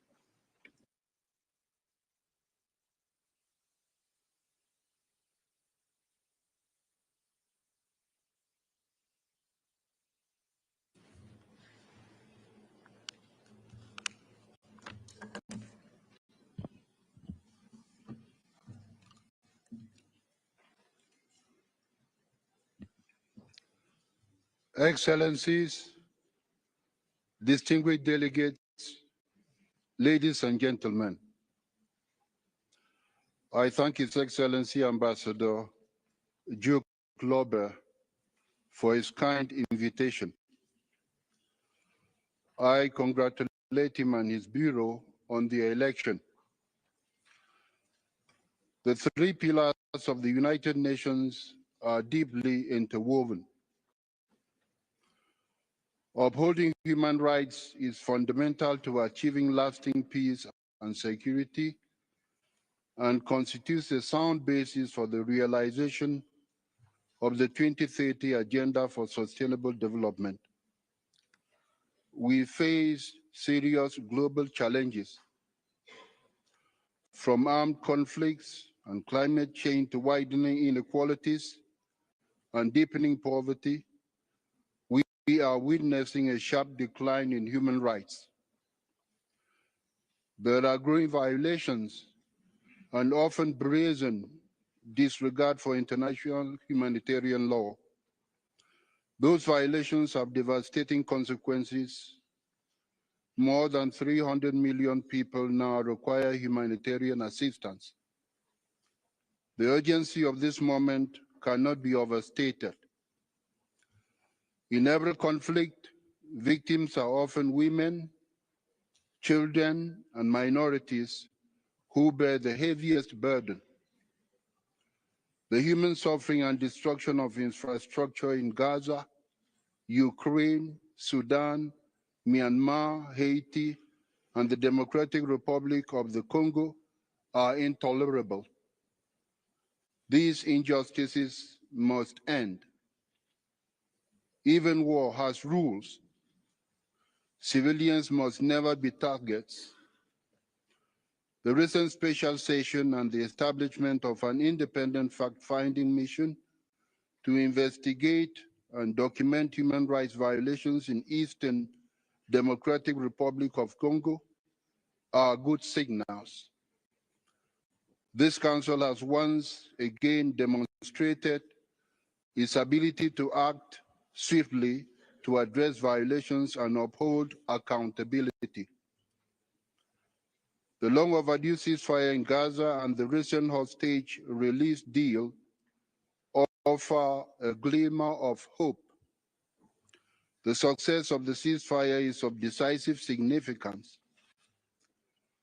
Only full implementation can secure a lasting ceasefire and ensure the uninterrupted flow of humanitarian aid.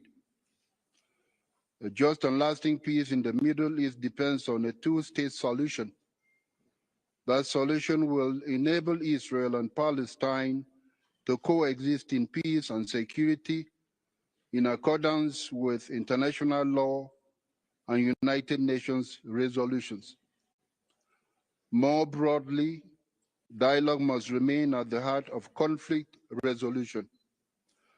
Dialogue is a powerful weapon which human beings must use for peace to prevail everywhere. We approach the 80th anniversary of the United Nations, an occasion the General Assembly will commemorate this year. Our calls for global peace must be more resolute, harnessing the powerful symbolism of this milestone year. Excellencies, ladies and gentlemen, last September, world leaders unanimously adopted the Pact for the Future, along with its annexes, the Global Digital Compact, and the Declaration on Future Generations.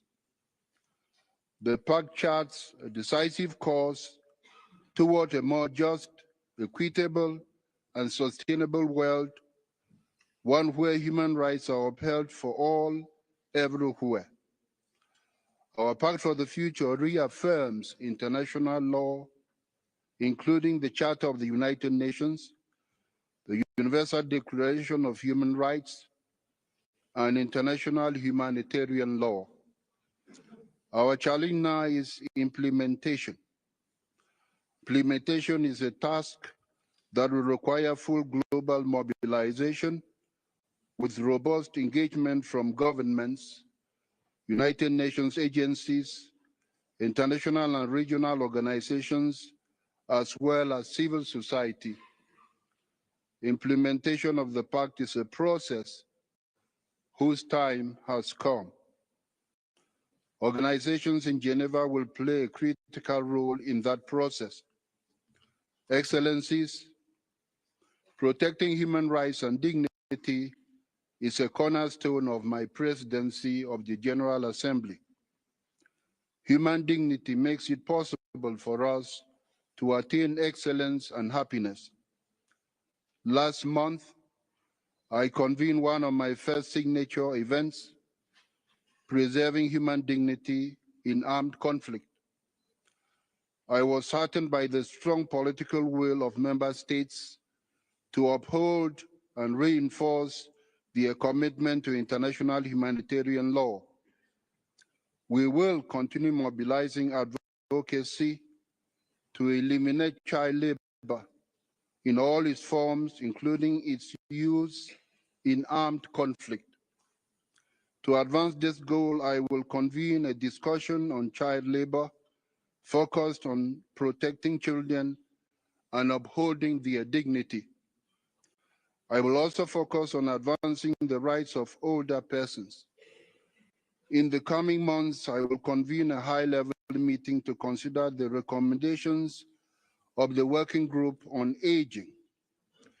Older persons must have full enjoyment of their human rights. Moreover, I will continue to address the enduring injustices of racism and colonialism. We will uphold the spirit that guided member states' decision last December to declare a second international decade for people of African descent. This declaration reaffirms our collective commitment to achieve recognition, justice, and development for people of African descent. To advance this commitment, I will convene the annual commemorative meetings for the International Day for the Elimination of Racial Discrimination and the International Day of the Remembrance of Victims of Slavery and the Transatlantic Slave Trade. Excellencies, earlier this session, I joined the Gender Champions Network. In doing so, I pledge to promote gender equality and women's empowerment. We will integrate a gender perspective throughout the General Assembly's work and my activities.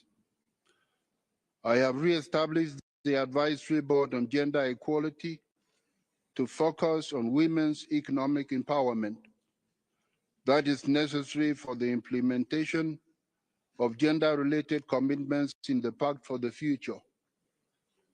We are happy that the Human Rights Council has followed this good practice. Additionally, I have appointed co-facilitators to lead consultations in preparation for a high-level meeting. This meeting will commemorate the 30th anniversary of the Fourth World Conference on Women and the landmark Beijing Declaration and Platform for Action, Beijing Plus 30. Excellencies, this year marks the 30th anniversary of the World Programme of Action for Youth. This underscores the critical role of young people in driving inclusive and sustainable development. We will convene member states in May for a discussion on how digitalization can enhance the sustainable development goals. We are convinced that digitalization will empower young people in Africa. Throughout each of these engagements, I will emphasize the indispensable contribution of civil society to advancing human rights. The work of civil society is vital both to this Council and to the broader human rights agenda. That is a message I delivered at my town hall with civil society organizations held in New York just 2 weeks ago. We will also host the annual high-level debate on crime prevention. That will mark the 10th anniversary of the United Nations Standard Minimum Rules for the Treatment of Prisoners, the Nelson Mandela Rules. The high-level debate on crime prevention will address the global prison challenge. That would mark the 10th anniversary of the Nelson Mandela Rules to ensure humane treatment of prisoners. This year, we will also be awarding the Nelson Mandela Prize. This award is given every 5 years to 2 individuals who have dedicated their lives to serving humanity. I invite member states and other relevant stakeholders to submit nominations before the end of this month so that we can identify individuals who would honor the legacy of Nelson Mandela. The prize will coincide with the celebration of the Nelson Mandela International Day on 18th July. Excellencies, all these topics are closely related to my vision. These topics aim to promote human rights and preserve human dignity for all everywhere. As President of the General Assembly, I aim to advance the global human rights agenda. We are mindful that strengthening cooperation between the General Assembly and the Human Rights Council, 2 vital pillars of the United Nations, has never been more urgent. I urge all member states to ensure that the Human Rights Council remains a platform for genuine dialogue and meaningful cooperation to promote and protect human rights for everyone, everywhere. Greater resources and support are essential to enabling the Council to fulfill its mandate effectively, particularly as global challenges continue to increase. I look forward to working with all of you to further promote cooperation and complementarity between the Human Rights Council and the General Assembly. Our shared goal is upholding human rights and dignity for everyone, everywhere. I thank you.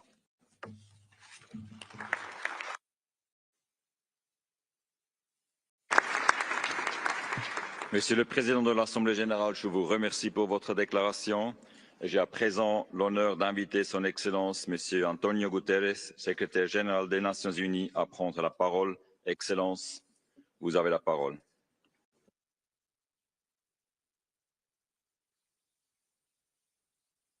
Mr. President of the General Assembly, Mr. President of the Human Rights Council, High Commissioner, Excellencies, ladies and gentlemen. We begin this session under the weight of a grim milestone, the 3rd anniversary of Russia's invasion of Ukraine in violation of the UN Charter. More than 12,600 civilians killed, with many more injured. Entire communities reduced to rubble, hospitals and schools destroyed. We must spare no effort to bring an end to this conflict and to achieve a just and lasting peace in line with the UN Charter, international law and General Assembly resolutions. Conflicts like the war in Ukraine exact a heavy toll on people, a toll on fundamental principles like territorial integrity, sovereignty and the rule of law, and a toll on the vital business of this Council. Without respect for human rights, civil, cultural, economic, political and social, sustainable peace is a pipe dream. And like this Council, human rights shine a light in the darkest places. Through your work and the work of the High Commissioner's Office around the world, you are supporting brave human rights defenders, risking persecution, detention, and even death. You are working with government, civil society and others to strengthen action on human rights, and you are supporting investigations and accountability. 5 years ago, we launched our call to action for human rights, embedding human rights across the work of the United Nations around the world in close cooperation with our partners. I will continue supporting this important work and the High Commissioner's Office as we fight for human rights everywhere. Excellencies, we have our work cut out for us. Human rights are the oxygen of humanity, but one by one, human rights are being suffocated by autocrats, crushing opposition because they fear what a truly empowered people would do, by a patriarchy that keeps girls out of school and women at arm's length from basic rights, by wars and violence that strip populations of their right to food, water and education, by warmongers who thumb their nose at international law, international humanitarian law and the UN Charter. Human rights are being suffocated by the climate crisis and by a morally bankrupt global financial system that too often obstructs the path to greater equality and sustainable development. By runaway technologies like artificial intelligence that hold great promise, but also the ability to violate human rights at the touch of a button. By growing intolerance against entire groups, from indigenous peoples to migrants and refugees, to the LGBTQI+ community, to persons with disabilities.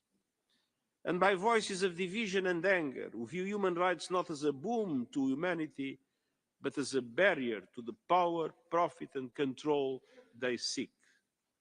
In short, human rights are on the ropes and being pummeled hard. And this represents a direct threat to all of the hardware mechanisms and systems established over the last 80 years to protect and advance human rights. But as the recently adopted Pact for the Future reminds us, human rights are in fact a source of solutions. And the Pact provides a playbook on how we can win the fight for human rights on several fronts. First, human rights through peace and peace through human rights. Conflicts inflict human rights violations on a massive scale. In the occupied Palestinian territory, violations of human rights have skyrocketed since the horrific Hamas attacks of October 7 and the intolerable levels of death and destruction in Gaza. And I'm gravely concerned by the rising violence in the occupied West Bank by Israel's settlers and other violations, as well as calls for annexation. We are witnessing a precarious ceasefire. We must avoid at all costs a resumption of hostilities. The people in Gaza have already suffered too much. It's time for a permanent ceasefire, the dignified release of all remaining hostages, irreversible progress towards a two-state solution, an end to the occupation, and the establishment of an independent Palestinian state with Gaza as an integral part. In Sudan, bloodshed, displacement and famine are engulfing the country. The warring parties must take immediate action to protect civilians, uphold human rights, cease hostilities and forge peace. And domestic and international human rights monitoring and investigation mechanisms should be permitted to document what's happening on the ground. In the Democratic Republic of the Congo, we see a deadly whirlwind of violence and horrifying human rights abuses, amplified by the recent M23 offensive supported by the Rwandan Defense Forces. As more cities fall, the risk of a regional war rises. It's time to silence the guns. It's time for diplomacy and dialogue. The recent joint summit in Tanzania offered a way forward with a renewed call for an immediate ceasefire. The sovereignty and territorial integrity of the DRC must be respected. The Congolese people deserve peace. In the Sahel, I call for a renewed regional dialogue to protect citizens from terrorism and systemic violations of human rights and to create the conditions for sustainable development. In Myanmar, the situation has grown far worse in the 4 years since the military seized power and arbitrarily detained members of the democratically elected government. We need greater cooperation to bring an end to the hostilities and forge a path towards an inclusive democratic transition and the return to civilian rule, allowing for the safe return of the Rohingya refugees.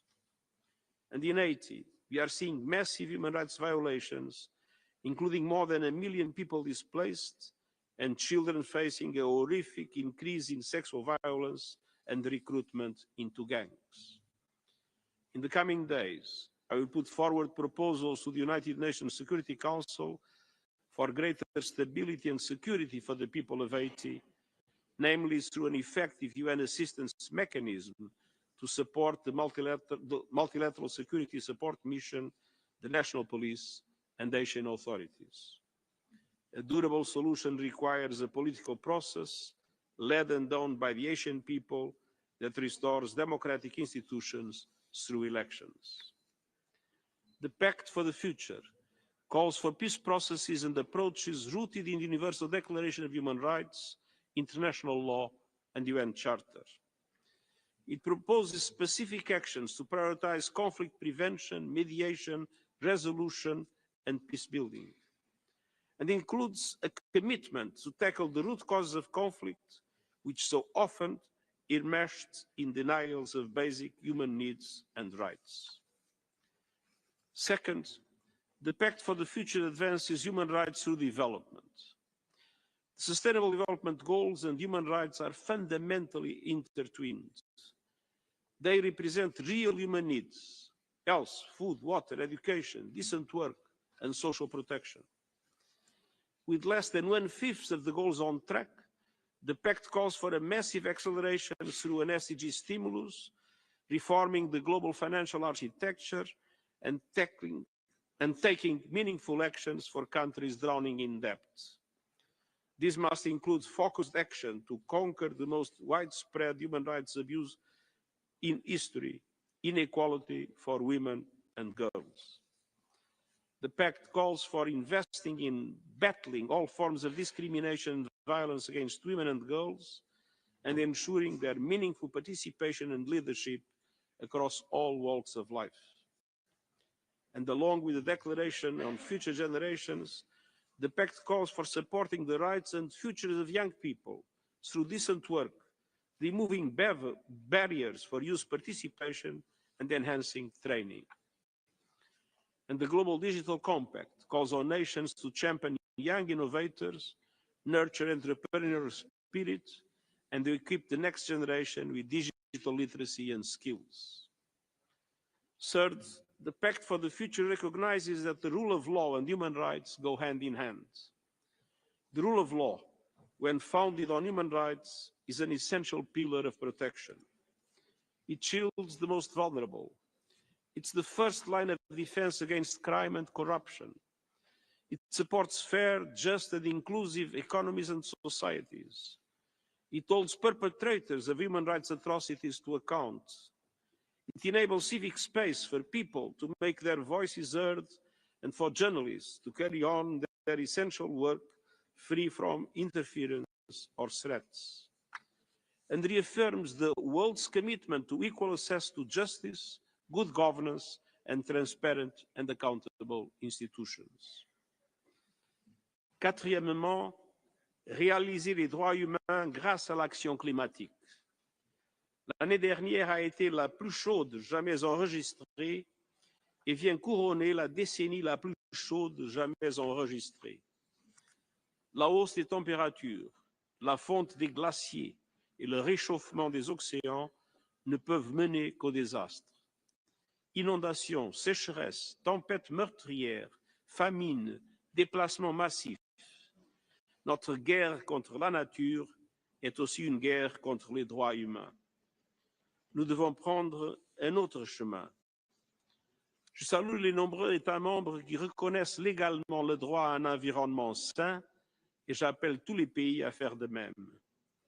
Les gouvernements doivent tenir leur promesse d'élaborer cette année de nouveaux plans d'action nationaux pour le climat couvrant l'ensemble de l'économie et ce bien avant la COP30 qui se tiendra au Brésil. Ces plans doivent limiter la hausse de la température mondiale à 1,5 degré, notamment en accélérant la transition énergétique mondiale. Nous avons également besoin d'une augmentation massive des financements pour l'action climatique dans les pays en développement afin de s'adapter au réchauffement de la planète, de réduire les émissions et d'accélérer la révolution des énergies renouvelables qui offrent d'énormes possibilités économiques. Nous devons nous opposer aux campagnes mensongères menées par de nombreux acteurs de l'industrie des combustibles fossiles et à ceux qui la font vivre et s'en rendent complices. Tout comme nous devons protéger et défendre les personnes qui sont en première ligne de la lutte pour une justice climatique. Et cinquièmement, réaliser les droits humains grâce à une gouvernance renforcée et améliorer des technologies. À l'heure où des technologies en rapide mutation s'immiscent dans tous les aspects de notre vie, je m'inquiète des risques qu'elles représentent pour les droits humains. Dans le meilleur des cas, les médias sociaux sont un lieu de rencontre où l'on peut échanger des idées et débattre avec respect. Mais ils peuvent aussi devenir un théâtre de confrontations enflammées et d'une ignorance flagrante. Un lieu où les poisons qui sont la mésinformation, la désinformation, le racisme, la misogynie et les discours de haine sont non seulement tolérés, mais bien souvent encouragés. La violence verbale en ligne peut facilement se transformer en violence physique dans le monde réel. Les reculs récents en matière de vérification des faits et de modération de contenu sur les réseaux sociaux rouvrent grand la porte à plus de haine, plus de menaces et plus de violence. Que l'on ne s'y trompe pas. Ces reculs entraîneront une diminution de la liberté d'expression et non une amplification, car les gens craignent de plus en plus de s'exprimer sur ces plateformes. Dans le même temps, la grande promesse de l'intelligence artificielle s'accompagne d'un risque insondable qui met en péril l'autonomie, l'identité et le contrôle humain jusqu'aux droits humains. Face à ces menaces, le pacte numérique mondial rassemble le monde entier pour veiller à ce que les droits humains ne soient pas sacrifiés sur l'autel de la technologie. Il s'agit notamment de collaborer avec les entreprises numériques et les décideurs politiques pour étendre le respect des droits humains à tous les recoins du cyberespace, en mettant notamment l'accent sur l'intégrité de l'information sur toutes les plateformes numériques. Les principes mondiaux pour l'intégrité de l'information que j'ai lancés l'année dernière viendront étayer et orienter les efforts que nous déploierons en voie de créer un écosystème de l'information plus humain. Le pacte numérique mondial comprend également le premier accord universel sur la gouvernance de l'intelligence artificielle qui donne voix au chapitre à tous les pays, ainsi que des engagements en matière de renforcement des capacités visant à ce que tous les pays et toutes les personnes bénéficient du potentiel de l'intelligence artificielle. Pour cela, il faut investir dans l'accès à l'Internet à un prix abordable, dans les formations numériques et dans les infrastructures.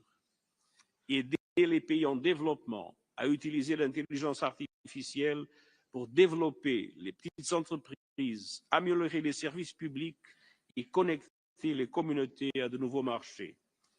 Et mettre les droits humains au centre des systèmes fondés sur l'intelligence artificielle. Les décisions du pacte d'établir un groupe scientifique international indépendant et un dialogue mondial régulier garantissant la participation de tous les pays dans l'élaboration de l'avenir de l'intelligence artificielle constituent des avancées importantes. Il faut les concrétiser. Excellences, Mesdames et Messieurs, nous pouvons mettre fin à l'asphyxie des droits humains en donnant vie au pacte pour l'avenir et aux travaux de ce Conseil. Attelons-nous à cette tâche ensemble. Nous n'avons pas un instant à perdre et je vous remercie.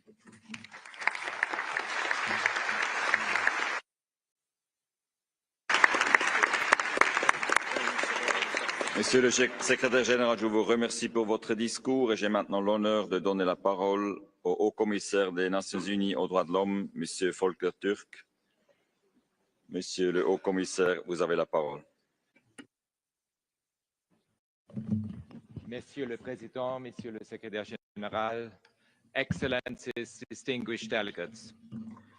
The international system is going through a tectonic shift, and the human rights edifice we have built up so painstakingly over decades has never been under so much strain. Today we mark the 3rd anniversary of the full-scale Russian invasion of Ukraine, at a time of escalating civilian casualties, continued wanton destruction of urban areas, and speculation about the war's trajectory. Any sustainable peace must be anchored in the rights, needs, and aspirations of the Ukrainian people, in accountability, and in the principles of the United Nations Charter and international law. The decisions that are made today, whether they foster justice or impunity, will shape what follows. In Israel and the occupied Palestinian territory, where the suffering has been unbearable, I repeat my call for an independent investigation into grave violations of international law committed by Israel in the course of its attacks across Gaza and by Hamas and other Palestinian armed groups. Any sustainable solution must be based on accountability, on justice, the right to self-determination, and the human rights and dignity of both Israelis and Palestinians. Any suggestion of forcing people from their land is completely unacceptable. Mr. President, Excellencies, beyond Ukraine and Gaza, conflicts and crises are tearing communities and societies apart, from Sudan to the Democratic Republic of the Congo, Haiti, Myanmar, and Afghanistan. Social tensions are rising as inequalities and injustices breed resentment, often directed at refugees, at migrants, and the most vulnerable. Perversely, the richest 1% control more wealth than the majority of humanity. The climate crisis is a human rights catastrophe, crushing lives and livelihoods. Its cascading impacts on food security, on migration, on health, on energy, and water threaten human rights now and for generations to come, particularly for women and girls. Meanwhile, digital technologies are widely misused to suppress, limit, and violate our rights through surveillance, online hatred, harmful disinformation, harassment, and built-in discrimination. Artificial intelligence brings new speed and scale to these threats. The splintering of social media platforms into self-selecting channels that cater to their audience contributes to the isolation of individuals, the atomization of societies, and the loss of a shared public space. And in some quarters, human rights are being shunned, vilified, and distorted. This is the backdrop against which my office and the broader human rights ecosystem, including this Council, are working to promote and safeguard the rights of everyone everywhere. Last year, for example, my office contributed to the release of over 3,000 arbitrarily detained people. We took part in some 11,000 human rights monitoring missions, observed nearly 1,000 trials, and documented some 15,000 situations of human rights violations around the world. In addition to the daily interventions with governments, we issued about 245 statements shining a light on human rights concerns in some 130 countries. Our teams on the ground are supporting countries to improve their laws and institutions and to adopt social and economic policies that reinforce cohesion and address injustice. We contributed to human rights-based approaches to sustainable development, taxation, and public spending from Cambodia to Jordan and Serbia. Support to my office is a low-cost, high-impact investment. I call on you to go the extra mile to make sure that my office, your own national human rights institutions, and human rights non-governmental organizations can continue to do this essential work. Excellencies, since the adoption of the Universal Declaration of Human Rights, despite setbacks, we have made steady progress. Freedom expanded, particularly for oppressed communities. There was widespread understanding that human rights are the foundation of effective governance, sound economic policies, and social cohesion. Today, we can no longer take that basic understanding and progress for granted. The global consensus on human rights is crumbling under the weight of authoritarians, of strongmen, and oligarchs. By some estimates, autocrats now control around 1/3 of the world's economy, more than double the proportion 30 years ago. Leaders cite national security and the fight against terrorism to justify gross violations. Hypocrisy, double standards, and impunity have also played a part. Regional powers that are neutral or hostile to human rights are growing in influence. Everywhere, we see attempts to ignore, to undermine, and to redefine human rights, and to create a false binary that pits one right against another in a zero-sum game. There are concerted efforts to chip away at gender equality and the rights of migrants, refugees, people with disabilities, and minorities of all kinds. But human rights, from the right to food and adequate housing to the rights to health and education and freedom of speech, are for everyone.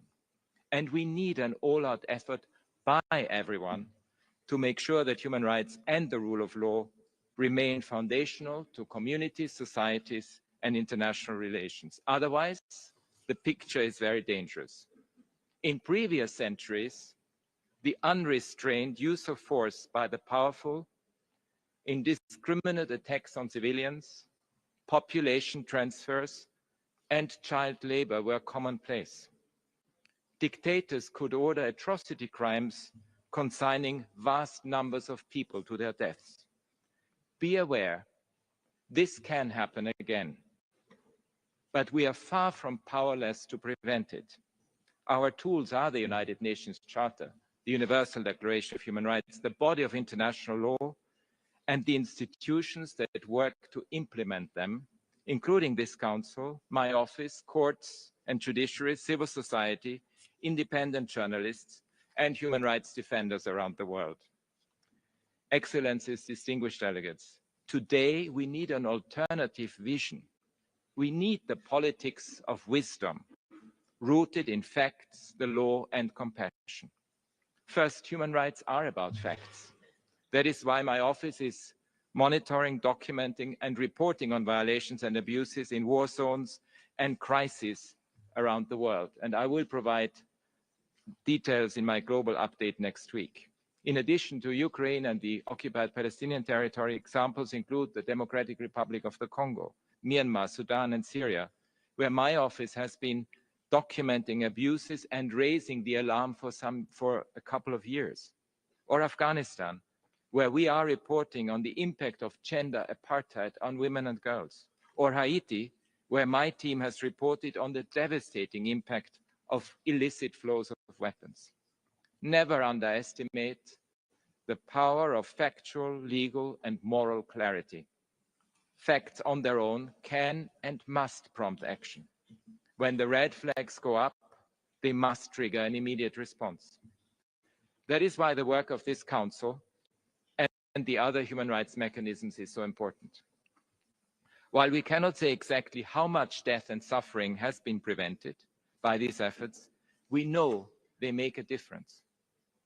Second, human rights are about the law, which is a brake on power, privilege, and unrestrained profit.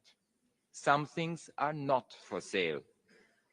Our international legal frameworks and institutions, including the International Criminal Court, are fundamental to ensuring justice and achieving accountability for the most serious of crimes, preventing future violations, and making the world safer for everyone. Equally important are strong institutions at the national level to protect vulnerable people and enable everyone to participate more fully in cultural, religious, social, economic, and public life. It is imperative that we stand up for these institutions when they come under attack. Finally, human rights are nothing without compassion, the glue that unites us in our common humanity.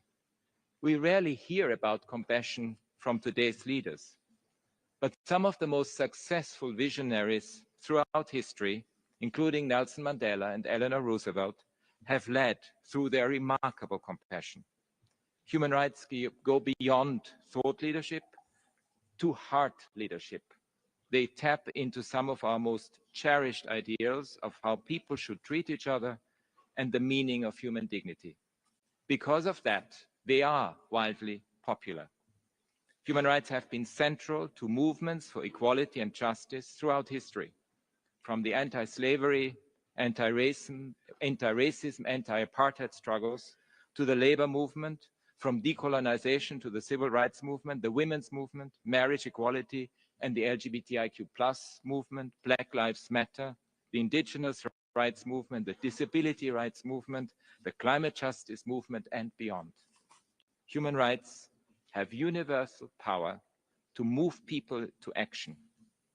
In countries where human rights are not widely respected, people will risk their lives to defend them. And I want to pay tribute to brave human rights activists and defenders everywhere. This is why even the most repressive governments often use the language of human rights to try to justify themselves. They know that human rights abuses trigger revulsion and reduce their power and influence. Upholding human rights makes eminent sense for stability, for prosperity, for a better common future.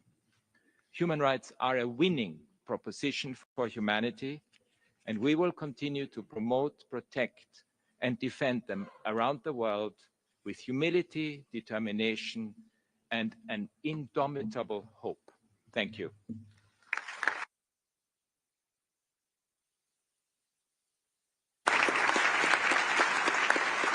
Monsieur le Haut-Commissaire, je vous remercie pour votre allocution.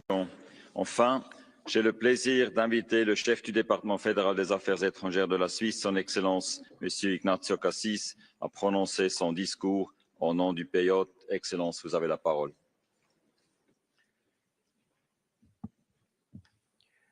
Monsieur le Président du Conseil des droits de l'homme, Monsieur le Président de l'Assemblée générale, Monsieur le Secrétaire général, Monsieur le Haut-Commissaire aux droits de l'homme, Mesdames et Messieurs les ministres, Excellences, Mesdames et Messieurs, comme chaque année, j'ai le plaisir de vous accueillir à Genève aujourd'hui.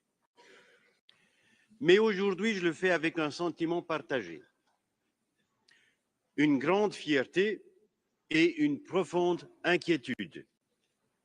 D'un côté, la fierté.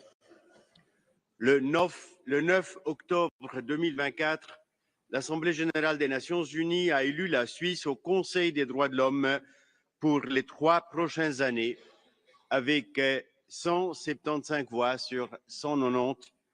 Votre confiance envers mon pays nous honore et je vous en remercie. Genève a également été le témoin d'un moment historique. Par acclamation, notre ambassadeur Jörg Lauber a été désigné 19e président du Conseil des droits de l'homme pour cette année. C'est la première fois qu'un haut diplomate suisse assume cette fonction. Ceci pour la fierté. Je viens à l'autre côté, à l'inquiétude. Notre planète est en souffrance. En tant que médecin, je ne peux ignorer ce diagnostic. Nous vivons une époque d'incertitude géopolitique où l'espace démocratique se réduit, les crises humanitaires se multiplient et la majorité de la population mondiale vit sous des régimes autoritaires. Nous avons des défis immenses à relever. Ici, à Genève, nous avons la responsabilité et les moyens d'agir. Mesdames et Messieurs, quels sont ces défis? Regardons l'année passée 2024. Une année marquée par des super élections. Plus de 4 milliards de citoyens, soit plus de la moitié de la population mondiale, ont été appelés aux urnes dans 76 pays. Un véritable test pour la démocratie à l'échelle planétaire. Le verdict, un malaise profond. Les électeurs ont exprimé une méfiance généralisée envers leurs dirigeants. Les jeunes se radicalisent, les partis populistes gagnent du terrain et les réseaux sociaux imposent une communication sans filtre. Le monde semble perdre ses repères. Quelles en sont les raisons? Voici les 5 principales retenues. Première, la globalisation a réduit, certes, la pauvreté, mais laissé des zones de désindustrialisation, en particulier en Occident. 2. La révolution numérique bouleverse le marché du travail. 3. Les revendications identitaires, que ce soit ethniques, sexuelles et autres, ont atteint une ampleur qui déstabilise de nombreux individus et sociétés. 4. Les réseaux sociaux attisent les divisions et influencent la gouvernance. 5. Les crises climatiques amplifient un sentiment de chaos, aggravant la défiance envers les dirigeants. Que peut faire ce Conseil? Ces turbulences démocratiques révèlent une crise profonde de confiance, mais également une crise de repères. Dans ce contexte, les droits de l'homme sont un socle essentiel pour stabiliser nos sociétés. Et je pense en particulier aux droits individuels et au respect de la sphère privée, au droit à des élections libres et transparentes, au droit au travail et à la stabilité économique, au droit à la liberté d'expression avec le rappel des responsabilités des médias et au droit à un environnement durable. 19 ans après la création du Conseil des droits de l'homme en 2006, force est de constater que les défis ne cessent de s'amplifier. La guerre en Ukraine, dont nous marquons aujourd'hui le 3e anniversaire dans la douleur, en est un triste exemple. À cela s'ajoutent les tensions persistantes dans les Balkans, le Caucase, les conflits au Moyen-Orient, l'instabilité en Afrique du Nord, ainsi que les guerres en Afrique subsaharienne. Le contexte international est toujours plus préoccupant. En préparant cette intervention pour la 7e année consécutive, mon optimisme a dû céder la place à un réalisme accru. Je suis convaincu qu'il est plus que jamais nécessaire de concentrer nos efforts sur la protection des droits fondamentaux, en particulier nos libertés d'expression, de religion, d'association, nos droits à la vie, à l'égalité devant la loi, à l'éducation, à la propriété et l'interdiction absolue de la torture et de l'esclavage. Face aux menaces pesant sur les démocraties, ce Conseil des droits des Nations Unies doit agir avec unité et détermination. L'heure n'est pas à la division, mais à une action concentrée pour défendre les principes qui garantissent la paix et la stabilité. Et que peut faire la présidence suisse? La responsabilité première de la présidence est de garantir le bon déroulement des travaux, permettant ainsi au Conseil d'accomplir pleinement son mandat. Les droits de l'homme ne sont pas un luxe, mais une nécessité, comme l'a souligné à juste titre notre ambassadeur Jörg Lauber dans son discours suivant son élection en décembre dernier. La Suisse est préoccupée par la décision de certains États de se désengager du Conseil. Les droits de l'homme sont l'affaire de tous. Chaque membre des Nations Unies doit assumer ses responsabilités en la matière. La présidence suisse n'est pas seulement un honneur, c'est une exigence de responsabilité. J'exprime ici mon plein soutien donc à Jörg Lauber, dont l'expérience et l'engagement de longue date auprès de l'ONU, à New York comme à Genève, seront des atouts précieux pour mener à bien cette mission. Ladies and gentlemen, Switzerland will continue to carry out with determination the responsibilities it has assumed over the past 2 years on the United Nations Security Council. Throughout this mandate, we have consistently underscored the importance of international humanitarian law and fundamental rights as pillars of peace and security. It is with the same commitment that we are preparing for our OSCE presidency in 2026, determined to strengthen dialogue and cooperation in Europe. Switzerland stands for effective, targeted multilateralism rooted in the principle of subsidiarity. 80 years after the founding of the United Nations, the state of the world serves as a pressing reminder that our mission is far from complete. Thank you for your attention, and I wish you all productive discussions.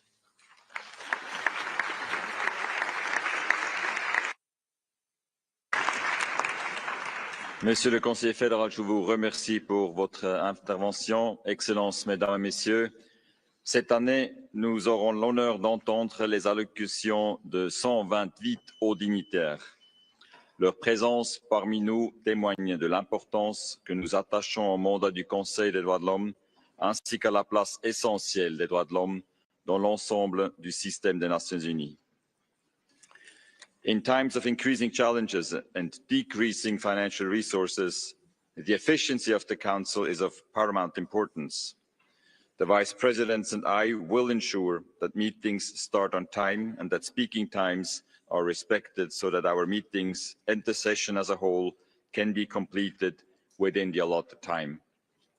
I wish to take this opportunity to reiterate the importance I place on ensuring inclusivity in our work.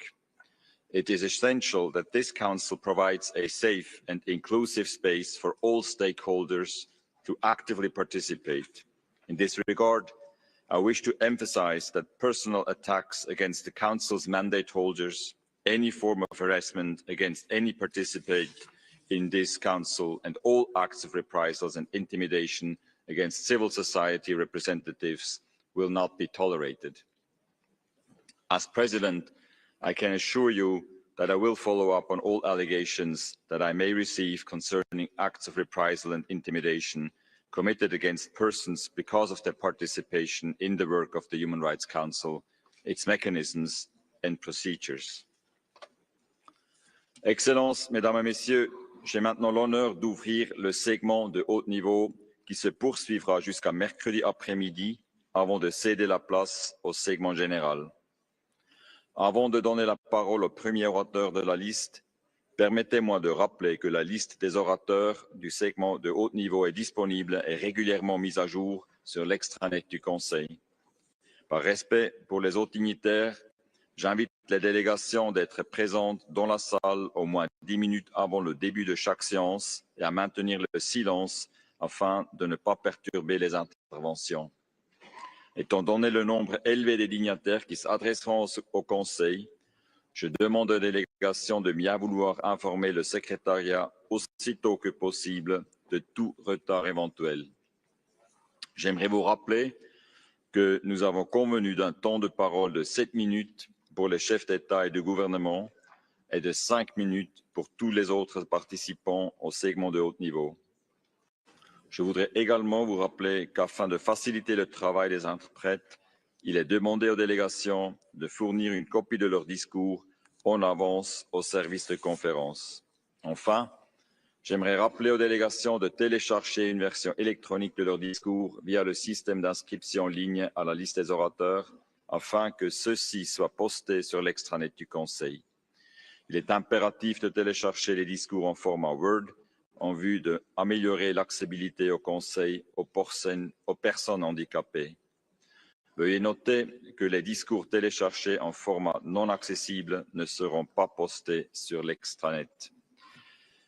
Excellences, Mesdames et Messieurs, nous allons maintenant entamer le segment de haut niveau avec l'allocution de Son Excellence, M. Luis Alberto Arce Catacora, président constitutionnel de l'État plurinational de Bolivie. C'est un message par vidéo. Hermano presidente del Consejo de Derechos Humanos, hermano alto comisionado de las Naciones Unidas para los Derechos Humanos, distinguidas y distinguidos jefes de delegación y representantes de los países miembros y observadores del Consejo de Derechos Humanos. Es para mí un honor dirigirme a ustedes. El Estado Plurinacional de Bolivia es miembro del Consejo de Derechos Humanos por cuarta vez desde su creación en marzo de 2006. Un testimonio inequívoco de nuestro compromiso irrenunciable con la promoción y protección de los derechos humanos.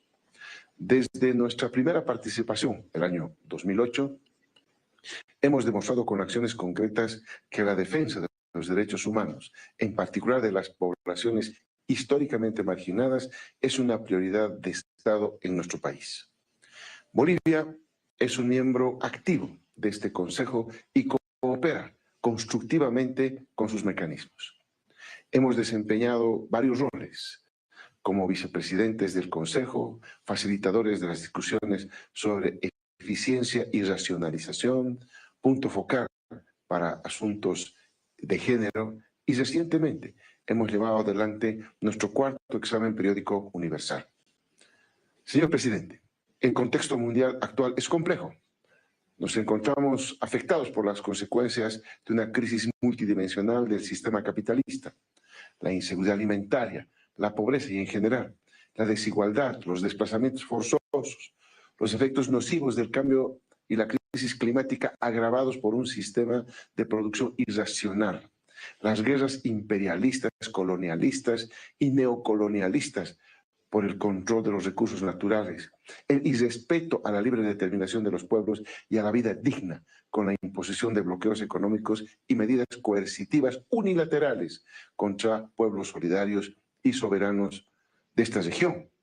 En este contexto, los Estados debemos reforzar el diálogo, la cooperación y la solidaridad para afrontar los problemas comunes. Y nuestro camino debe ser el compromiso con el refuerzo del multilateralismo efectivo. Bolivia reconoce el papel fundamental del Consejo de Derechos Humanos como un espacio que, lejos de toda politización y dobles estándares, debe promover la universalidad, la interdependencia e indivisibilidad de los derechos humanos individuales y colectivos. Nuestra política de derechos humanos prioriza el tratamiento balanceado de los derechos civiles y políticos y los derechos económicos, sociales y culturales en específico. Los derechos individuales no pueden ni deben ser separados de los derechos colectivos y a la inversa. Bolivia ha trabajado en la promoción del derecho al desarrollo, la garantía de una vida libre de violencia para mujeres, niñas y niños, la inclusión plena de las personas adultas mayores y de aquellas con discapacidad. Reivindicamos también como una prioridad los derechos de nuestros pueblos indígenas y originarios, de las comunidades campesinas y afrodescendientes, así como de nuestra madre tierra, entendida como sujeto de derechos en nuestro ordenamiento jurídico, no solo a nivel nacional, sino también con una mirada internacional. Señor presidente, Bolivia es un Estado que promueve la cultura de paz y que condena con firmeza toda forma de agresión y dominación. En 2002, en el marco de la Asamblea General de Naciones Unidas, hemos planteado la idea de impulsar el decenio de la despatriarcalización, con el propósito de profundizar las políticas de erradicación de la violencia contra las mujeres y garantizar su participación equitativa en la toma de decisiones, desafiando las estructuras patriarcales que aún limitan el ejercicio pleno de sus derechos. Desde nuestra posición como miembros de la Junta Ejecutiva del Fondo de Naciones Unidas para la Infancia, UNICEF, y en la presente gestión como vicepresidencia por la región de América Latina y el Caribe, redoblamos nuestro compromiso con una infancia y adolescencia libres de violencia, explotación y discriminación. En el marco del Consejo de Derechos Humanos, impulsamos la defensa de los derechos de las campesinas y los campesinos y de quienes trabajan en las zonas rurales. Este es otro pilar fundamental que nuestra acción internacional. En 2023, Bolivia, junto con Cuba, Gambia, Luxemburgo, Sudáfrica, Kyrgyzstan e Indonesia, logramos la aprobación de la resolución para el establecimiento de un grupo de trabajo sobre los derechos de los campesinos y otras personas que trabajan en las zonas rurales, avanzando en la implementación efectiva de la declaración aprobada en 2018. Este esfuerzo responde a una deuda histórica con quienes, a pesar de producir los alimentos que sostienen a nuestras sociedades, han sido sistemáticamente excluidos de las estructuras de poder y protección internacional. La Declaración de los Derechos de los Campesinos y otras personas que trabajan en zonas rurales es un documento de avanzada en cuanto al reconocimiento de derechos y refleja asuntos prioritarios como el acceso a servicios básicos, el derecho a la alimentación, a la vivienda, a un medio ambiente sano, a luchar contra la discriminación, entre otros temas relevantes a nivel global, para cerrar brechas entre ciudades y áreas rurales, así como avanzar, por ejemplo, en la implementación de los objetivos de desarrollo. Señor presidente, denunciamos con preocupación los estragos humanitarios generados por la violencia armada en distintas partes del mundo. El genocidio contra el pueblo palestino en la Franja de Gaza, que aún no cesa, es un recordatorio brutal de la urgencia por defender el derecho internacional humanitario y de poner fin a la impunidad de quienes perpetúan crímenes de guerra y lesa humanidad.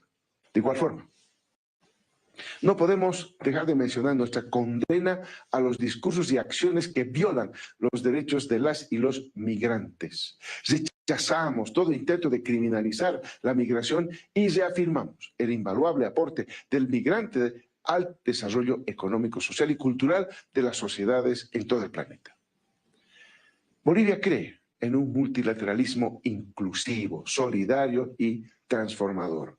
Apostamos por el diálogo en igualdad de condiciones, la reducción efectiva de las brechas de desigualdad y la construcción de sociedades más justas y equitativas. Este año 2025 celebramos nuestro bicentenario. 200 años de resistencia, lucha y autodeterminación frente a las estructuras del colonialismo, neocolonialismo y exclusión que aún hoy persisten en diversas formas. Conmemoramos esta fecha reafirmando ante la comunidad internacional nuestro pleno compromiso con un mundo donde la dignidad humana prevalezca sobre la desigualdad y la opresión. Seguiremos levantando nuestra voz en defensa de los pueblos oprimidos, de la madre tierra y de un orden mundial verdaderamente justo, donde los derechos humanos sean una realidad para todas y todos. Muchas gracias. J'ai maintenant l'honneur d'inviter Son Excellence, Madame Judith Suminwa Tuluka, Premier ministre et chef du gouvernement de la République démocratique du Congo, à prononcer son discours.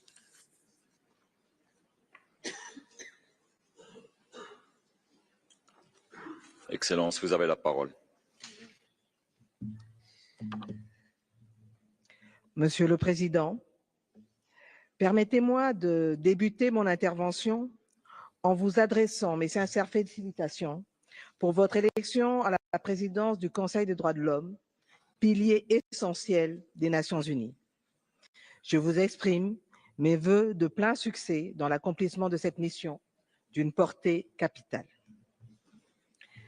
Excellences, Mesdames et Messieurs distingués délégués, c'est avec gravité que je m'adresse à vous aujourd'hui, au nom de son Excellence, Monsieur le Président de la République, Félix-Antoine Tshisekedi Tshilombo, ainsi qu'au nom du peuple congolais.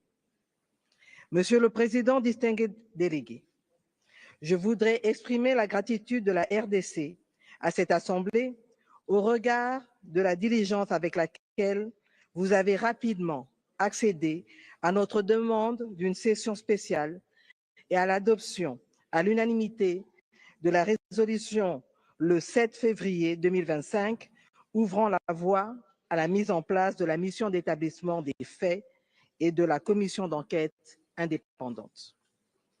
Ceci augure un espoir pour des millions de Congolais qui sont encore aujourd'hui victimes des agressions répétées du Rwanda. Le gouvernement de la RDC s'engage à contribuer à la mise en œuvre de cette résolution adoptée le 7 février dernier, notamment en facilitant le travail de la commission d'enquête indépendante qui sera mise sur pied pour documenter les violences des droits de l'homme et du droit international humanitaire dans les provinces du Nord et du Sud Kivu. C'est dans ce même élan que nous voulons saluer l'adoption à l'unanimité de la résolution du Conseil de sécurité du 21 février 2025, enjoignant clairement le Rwanda de quitter le territoire congolais et de cesser tout soutien au mouvement terroriste du M23. Il en est de même de la résolution adoptée le 13 février 2025 par le Parlement européen qui a mis en lumière l'exploitation illégale des ressources naturelles par le Rwanda. Nous voulons saluer également la résolution prise par le Conseil de paix et sécurité de l'Union africaine et espérons des mesures coercitives pour la mise en œuvre de toutes ces recommandations en faveur de la paix. Ainsi, au regard des massacres et des exécutions sommaires qu'ils continuent de perpétrer sur notre sol, nous en appelons à des sanctions dissuasives pour permettre de restaurer l'ordre et la sécurité et protéger ainsi des milliers de Congolais vivant à Goma, Bukavu et dans d'autres localités sous occupation. Nous continuons à ce jour d'enterrer les morts que nous n'avons pas cessé de dénombrer et de compter, des millions de déplacés sans abri dont la plupart des camps ont été détruits par les forces d'occupation. La situation sécuritaire et humanitaire dans l'est de la République démocratique du Congo a atteint des niveaux alarmants. Selon les chiffres du ministère de la Santé, depuis le mois de janvier 2025, le conflit a provoqué, entre autres, la mort de plus de 7000 compatriotes, dont plus de 2500 corps enterrés sans être identifiés et plus de 1500 corps traînent encore dans les morgues. Plus de 215 cas de choléra identifiés et plusieurs cas de Mpox non pris en charge avec risque d'expansion.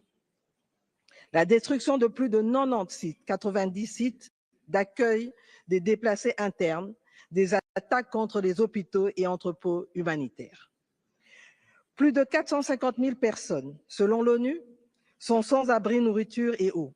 Plus de 27 millions sont en besoin d'assistance humanitaire et plus de 2,8 millions de déplacés internes en République démocratique du Congo et particulièrement à l'Est.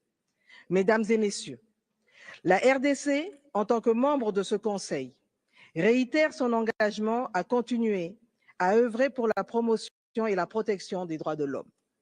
Par ailleurs, suite au récent passage de notre pays au 4e cycle de l'examen périodique universel et devant le Comité pour l'élimination de la discrimination à l'égard des femmes, nous nous engageons à développer un plan d'action de mise en œuvre des recommandations de l'examen périodique universel et des organes de traité et comptant sur l'appui du Haut Commissariat aux droits de l'homme pour sa finalisation et l'échange des bonnes pratiques. Faisant suite au discours du président de la République devant cette auguste assemblée lors de la 52e session, nous continuons de travailler dans d'autres domaines clés, notamment la justice transitionnelle, l'amélioration de la situation des femmes et des enfants, ainsi que celle des conditions de détention des détenus selon les priorités fixées par mon gouvernement. Concernant le droit à un environnement sain, la République démocratique du Congo, conformément à ses engagements en tant que pays solution, avec ses minerais stratégiques, ses forêts et sa biodiversité, continue de jouer son rôle pour la préservation de l'équilibre environnemental mondial, protégeant ensemble cet équilibre. Mesdames et messieurs, il m'est impossible de vous décrire les cris et les larmes de millions de victimes de ce conflit. Femmes, filles violées, enfants relais de force, déplacés et orphelins. En outre, les défenseurs des droits de l'homme, les journalistes, les artistes, témoins de cette tragédie à l'Est, n'ont pas le droit de la raconter. Ceci nécessite une réponse internationale renforcée et coordonnée. Nous appelons donc la communauté internationale à renforcer son soutien humanitaire, à fournir des ressources pour permettre une bonne prise en charge des milliers de blessés, de déplacés et de s'assurer du respect du droit international humanitaire, car ces principes sont essentiels pour sauver des vies et alléger la souffrance des Congolais. Monsieur le Président, Mesdames et Messieurs, la situation des conflits armés à travers le monde exacerbe les violations des droits humains et empêche des milliers de citoyens à accéder aux droits fondamentaux tels que l'accès à l'eau, à l'électricité et à l'alimentation. Ceci n'est pas seulement le cas en République démocratique du Congo, mais notamment au Soudan, en Haïti et en Ukraine. Pour y faire face, mon pays soutient la nécessité de lutter contre les causes des conflits et imposer la paix dans le monde par des mécanismes de justice transitionnelle et de lutte contre l'impunité. L'histoire nous jugera implacablement si nous ne faisons rien pour mettre fin au conflit en République démocratique du Congo et dans d'autres parties du monde, conflits qui ne font que raviver la flamme de l'ignominie et tournent en dérision les principes et buts sacro-saints de notre organisation que sont la paix, le développement et les droits de l'homme. Nous pouvons changer le cours de l'histoire et nous en avons le devoir moral pour les générations futures. Je vous remercie.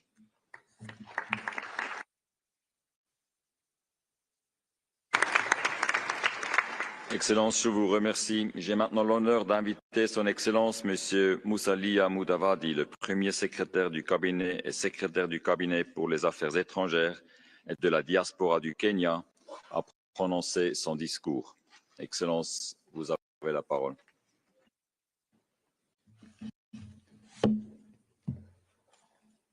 Mr. President, Excellencies, colleagues. First, may I begin by congratulating you, Mr. President, on your assumption of the Council's presidency. Indeed, your presidency comes at a trying moment in international relations, where emerging security challenges and geopolitical flux are uniquely impacting on the phenomenon and protection of human rights globally.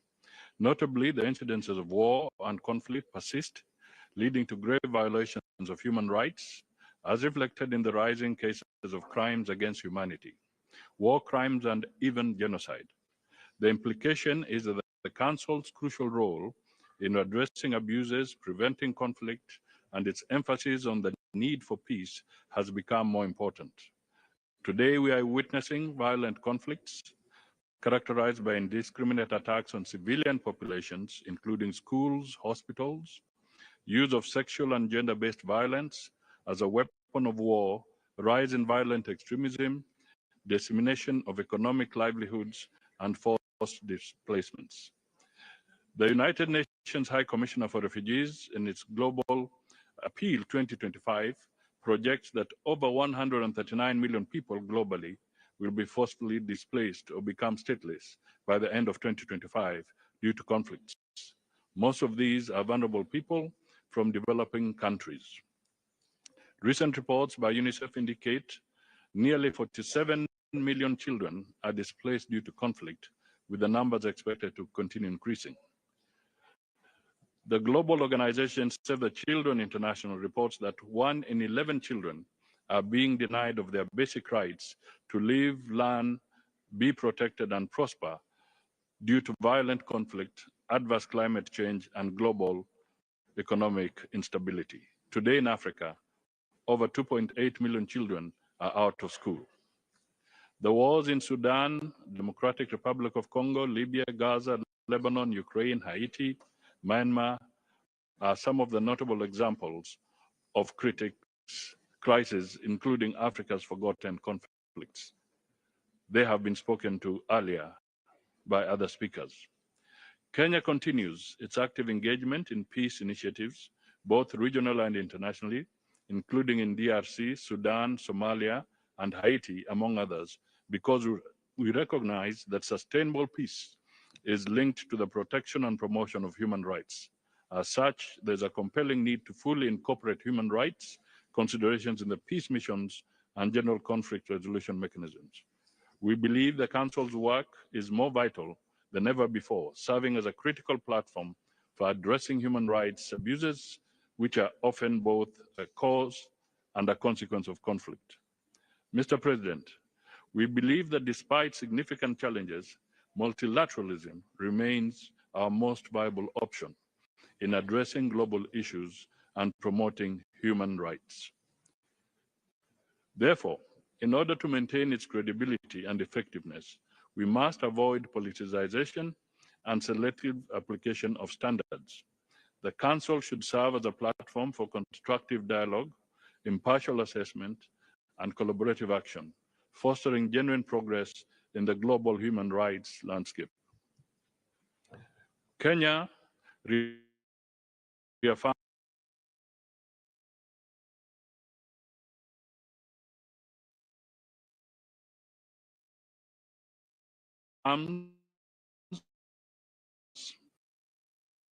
Afrophobia and racial discrimination.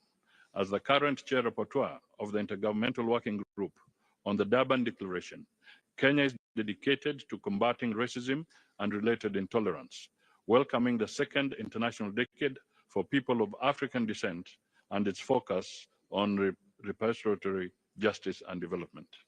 It is important to mention the 2025 AU theme of the year, Justice for Africans and the People of the African Descent through Reparations, a clear demonstration of Africa's commitment to justice, accountability, and the recognition of historical injustices.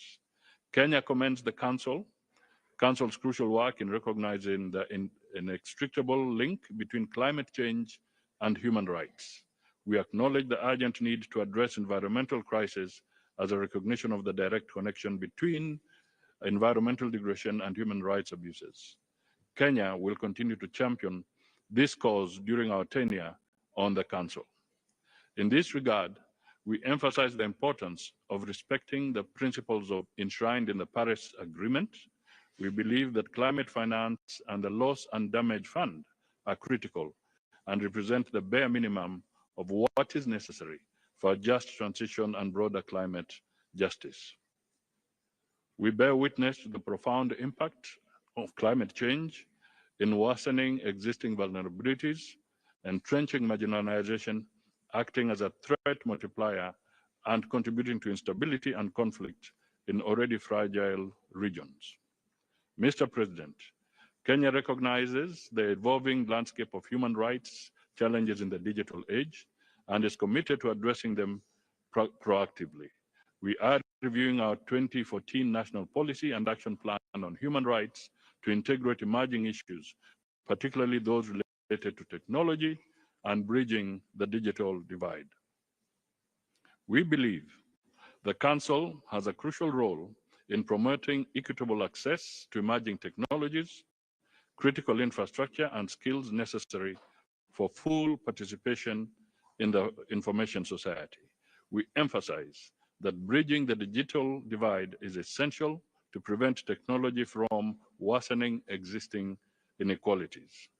To this end, during our tenure, Kenya aims to advocate for the recognition of access to technology as an essential component of the right to information as enshrined in Article 19 of the Universal Declaration of Human Rights and Article 19 of the International Covenant on Civil and Political Rights.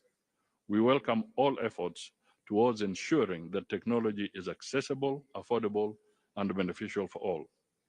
Mr. President, we recognize the right to development as a crucial opportunity to foster an environment where every individual and every society can reach their full potential.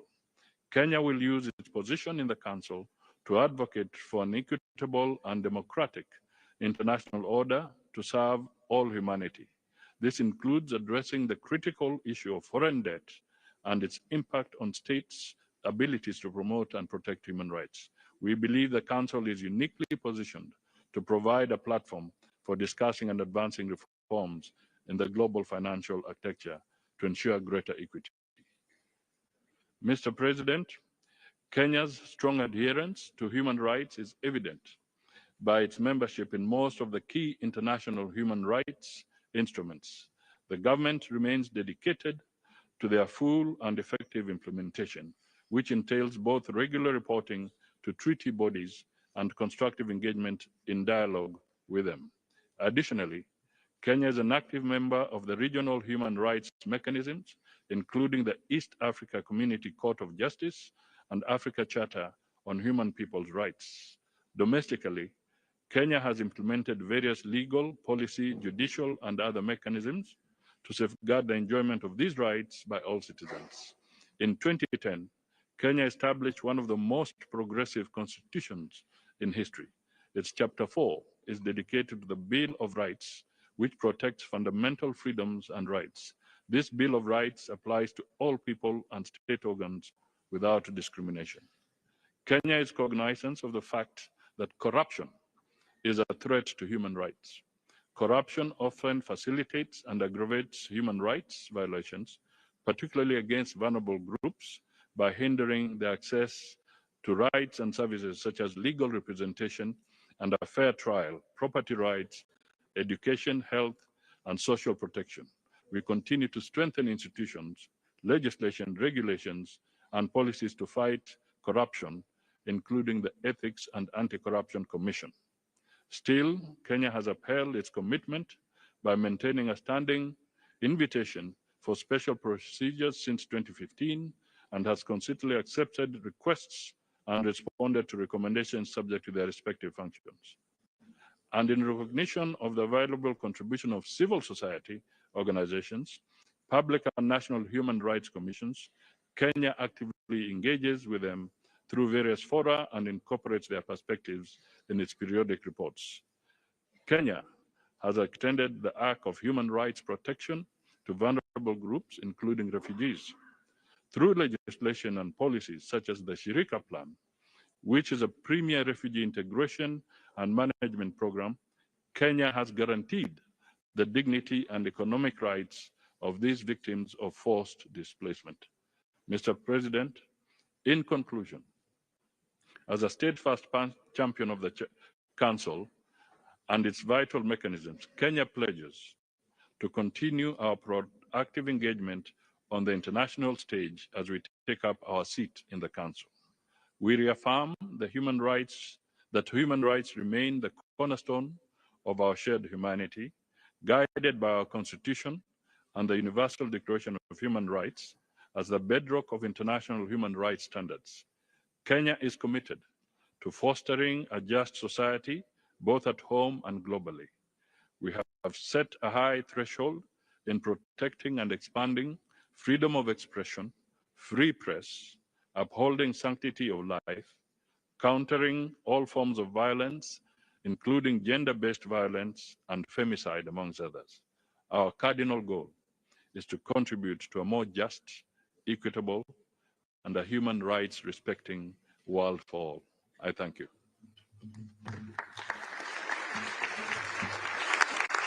Excellence, je vous remercie.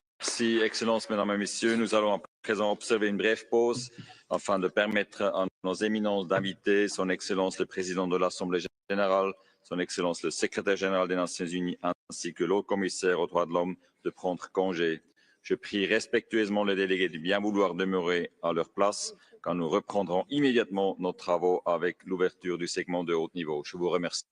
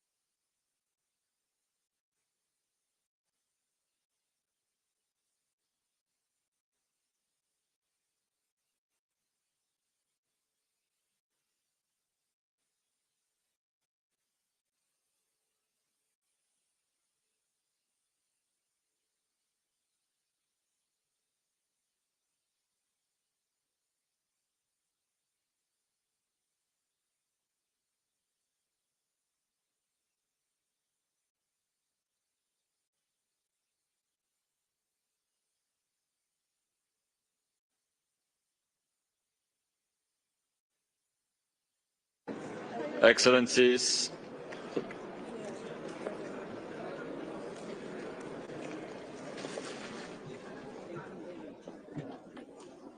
can I ask you to take your seats and please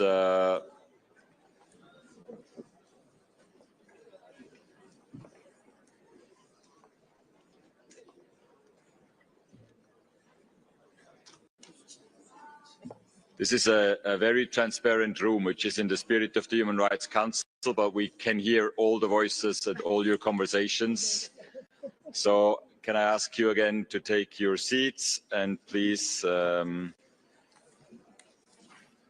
your conversations outside of the room. It is now my honor to invite His Excellency Mr. Ervin Ibrahimovic, Deputy Prime Minister for International Relations and Minister for Foreign Affairs of Montenegro, to take the floor.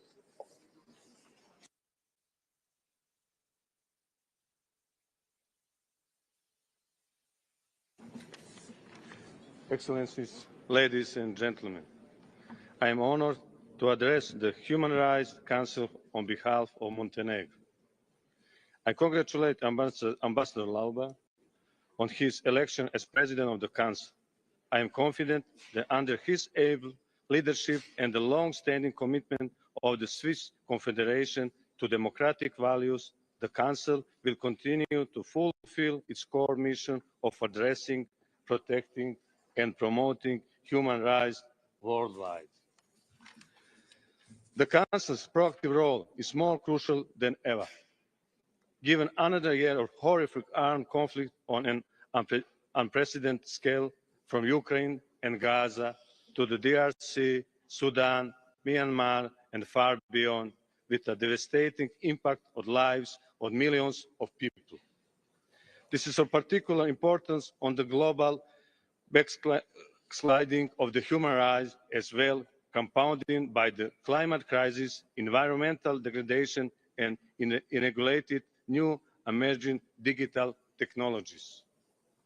Such negative development undermine global stability and fuel insecurity, inequality, and division. They also clearly point to a crisis in our shared commitment to uphold and respect the fundamental principles of international law and the global norms and standards to which we have all committed ourselves. To effectively address the pressing issues and risks, we must invest more in human rights, not less, and continuously strengthen the rule of law as their vital safeguard. Otherwise, people's lives, peace and stability are at stake. As this postulate shows, problems with the exercise of human rights and freedom are often linked to the cases of tension, instability and political turmoil within and between states. Excellencies, today marks exactly 3 years since the start of the Russian Federation war of aggression against Ukraine. This constitutes a flagrant violation of international law, including the UN Charter, and continues to undermine global stability and erode respect for international law. Russia's brutal aggression has left hundreds of thousands dead and injured, including children, millions displaced, mass destruction across the country, and the list goes on, with mounting evidence of wide range of violation of international humanitarian and human rights law. Montenegro reaffirms its support for a comprehensive, just and lasting peace based on the principles of the UN Charter and international law.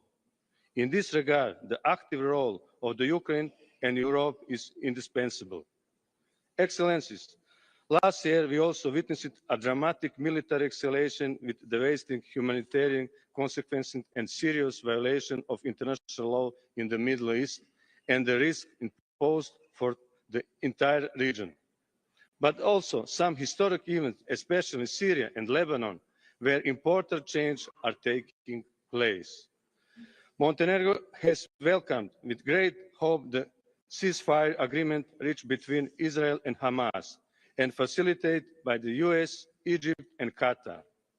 This significant achievement should allow for release of all remaining hostages, the cessation of hostilities and the delivery of much-needed humanitarian aid. For this to happen, it's crucial that all parties fully respect the terms of the agreement and ensure its full implementation. Montenegro remains principled in supporting and calling for a just, comprehensive and lasting peace based on two-state solution with a viable Palestinian state and secure Israel, living side by side in peace, security and mutual recognition. Excellencies, in this time of heightened global conflict and tension and an alarmingly growing trend of disrespect for international law, we must ensure that human rights are at the center of the response to multiple crises, and reaffirm our strong commitment to effective multilateralism and rules-based international order, with the United Nations at its core, as the Pact for the Future also highlights. Montenegro regrets the decision of the USA administration to withdraw from the UNHRC given its vital contribution in protecting and promoting human rights and freedom worldwide. Finally, Excellency, Montenegro has just completed its second mandate of Human Rights Council. We have worked closely with partners from all regional groups to advance the human rights agenda with special focus on vulnerable and marginalized groups. With the same enthusiasm and commitment, Montenegro will continue to be a fair and reliable actor on the Council, as well as to fully cooperate with all EU human rights mechanisms.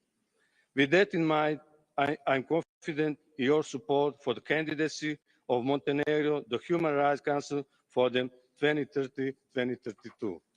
Thank you for attention. Thank you very much. Thank you, Excellency. I now have the honor to invite His Excellency Mr. Eduardo Rodriguez Parilla, Minister of Foreign Affairs of Cuba, to take the floor.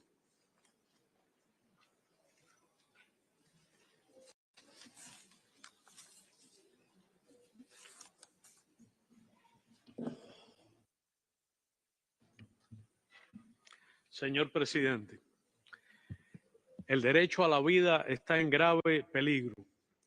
La Carta de las Naciones Unidas, el derecho internacional y el multilateralismo están siendo amenazados. Se pretende imponer la coerción económica y la subversión política como métodos de relacionamiento internacional. Este Consejo debiera abogar con más fuerza por un orden internacional justo y democrático que garantice la paz y el equilibrio del mundo, la igualdad soberana, el ejercicio del derecho al desarrollo por todos los estados y la sostenibilidad ambiental que aseguren el ejercicio de todos los derechos humanos. Este Consejo es una herramienta importante para la promoción y defensa de los derechos humanos frente a manipulaciones, politización, selectividad o dobles raseros. Urge que todos los estados asumamos un compromiso real con los mecanismos de derechos humanos de naturaleza temática universal y no discriminatoria. Observamos con suma preocupación el avance de plataformas conservadoras y neofascistas y cómo en países desarrollados se experimenta un retroceso de décadas en derechos fundamentales, incluida la igualdad de la mujer, los derechos sexuales y reproductivos, los derechos de los afrodescendientes, minorías étnicas y migrantes. Los intentos de los países occidentales de convertir este Consejo en un represor contra países que no se subordinan a sus intereses son inaceptables y ponen en peligro su credibilidad y existencia. La nefasta historia de la implosión de la vieja Comisión de Derechos Humanos no debe repetirse. Estados Unidos, cómplice activo del genocidio israelí en Gaza, se cuestiona la permanencia en la agenda del Consejo de un tema prioritario e histórico como es la violación flagrante de los inalienables derechos humanos del pueblo palestino, al que reiteramos toda nuestra solidaridad. El gobierno de los Estados Unidos aplica una política de máxima presión contra Cuba, deteriorando el consumo, los ingresos y el nivel de vida de las familias cubanas. El bloqueo económico provoca inflación, baja disponibilidad de combustibles, alimentos, medicinas y graves daños al servicio eléctrico. Obstaculiza el disfrute pleno de los derechos a la alimentación, la salud, la cultura y la educación que el Estado cubano, con gran esfuerzo, provee de manera gratuita o subsidiada. Agradecemos a los 123 estados que en julio pasado se pronunciaron en este Consejo contra la inclusión de Cuba en la espuria lista del Departamento de Estado sobre países que supuestamente patrocinan el terrorismo. Recientemente se ha divulgado copiosa evidencia sobre la práctica del gobierno de los Estados Unidos de dedicar fondos millonarios del presupuesto federal a través de entidades como la USAID y la NET a financiar organizaciones, medios de prensa, laboratorios de inteligencia artificial y plataformas tecnológicas que usan como fachada la protección de los derechos humanos y la supuesta promoción de la democracia mientras responden a objetivos políticos ilegítimos de ese gobierno. Se trata de un asunto grave y pertinente para este Consejo y su mandato, pues demuestra los dobles raseros y el oportunismo con que se ha utilizado el tema de los derechos humanos para subvertir a gobiernos soberanos. En noviembre de 2023, Cuba se presentó por cuarta ocasión al examen periódico universal y aceptó más del 80% de las recomendaciones realizadas, en cuyo estudio e implementación seguimos avanzando. En octubre pasado nos presentamos de manera exitosa ante el Comité para la Eliminación de la Discriminación contra la Mujer. En el último año enviamos informes nacionales sobre discriminación racial y desapariciones forzadas a los respectivos comités y hemos recibido en visitas académicas a 4 procedimientos especiales y un experto de órgano de tratados.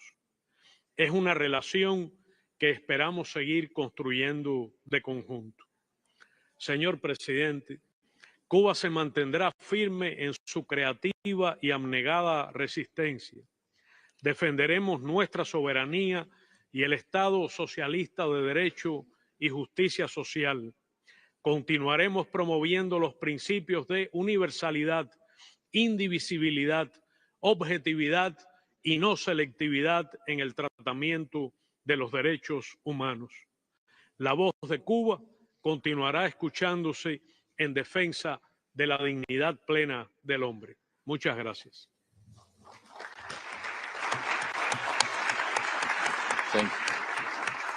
Thank you, Excellency.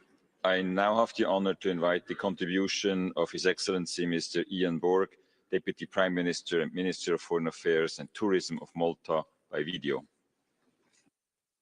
Mr. President, High Commissioner for Human Rights, Excellencies, allow me to congratulate His Excellency Hugh Klauber, Permanent Representative of Switzerland, on your election as President of the Human Rights Council for 2025. I'm certain that under your experienced leadership, the cycle of the Human Rights Council will serve to further strengthen human rights around the world. Mr. President, several important events have continued to shape the global scene. We have all seen major changes in Syria following the fall of the Assad government. We trust that those who hold the fate of the Syrian people in their hands make the right decisions to protect and defend the human rights of all ethnic and social groups within Syria. Malta encourages Syria to fully engage with the various UN structures while ensuring that all processes remain Syrian-led. Mr. President, Russia's continued aggression against Ukraine remains an issue of serious concern.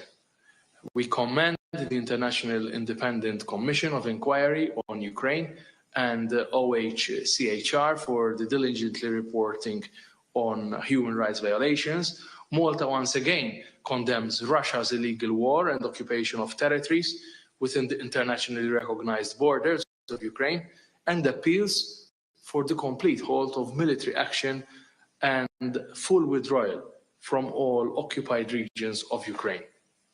In the Middle East, Malta welcomes the ceasefire agreement in Gaza and the return of Israeli hostages kidnapped by Hamas. During our UN Security Council term, we worked tirelessly to achieve such conditions. Therefore, we trust that the conflict will now end. allowing also Palestinian civilians in Gaza to rebuild their lives and homes, and also providing closure to Israeli families after months of uncertainty about the fate of their loved ones. Mr. President, Malta continues to fully support the work of this Council, as well as its mechanisms and special procedures. We also continue to support the independence of the Office of the High Commissioner, and also thank the High Commissioner for his unrelenting defense of human rights. It's my honor to announce also that Malta has decided to present its candidature as a member of the Human Rights Council for the term 2032-2034. Our role will serve to strengthen the Council's purpose and function in protecting international human rights standards. We stand ready to work with other Council members during our term in the pursuit of the noble aspirations of this Council. Mr. President, more remains to be done to ensure that everybody enjoys equal rights and opportunities.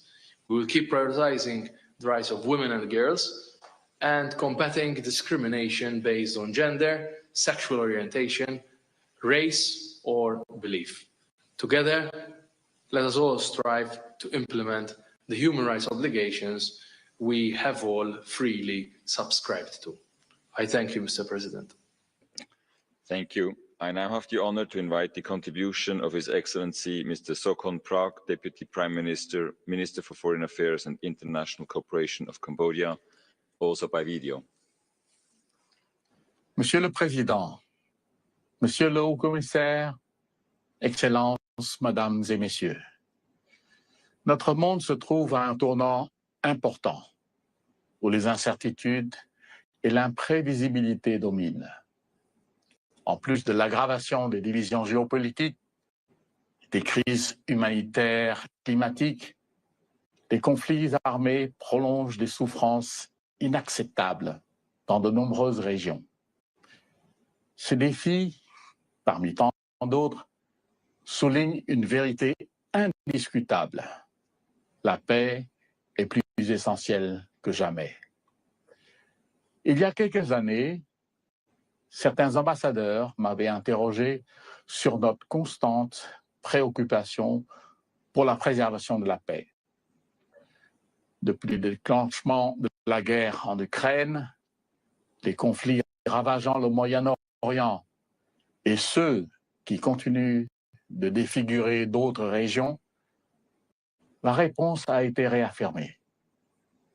La paix, ainsi que les efforts visant à l'atteindre, occupe désormais la première place des préoccupations politiques et diplomatiques mondiales. Mettre fin à la guerre, Monsieur le Président, c'est aussi mettre fin à la prolifération des violations des droits humains. Monsieur le Président, si je m'adresse à vous aujourd'hui pour évoquer la paix, c'est qu'elle représente sans aucun doute le fondement essentiel du développement durable et des droits humains, principes fondamentaux qui justifient l'existence même de ce Conseil qui tient aujourd'hui sa 58e session. L'expérience du Cambodge démontre que les conflits peuvent être résolus, que la justice transitionnelle peut être instaurée et que des zones de guerre peuvent être transformées en havres de paix, de coopération et de développement.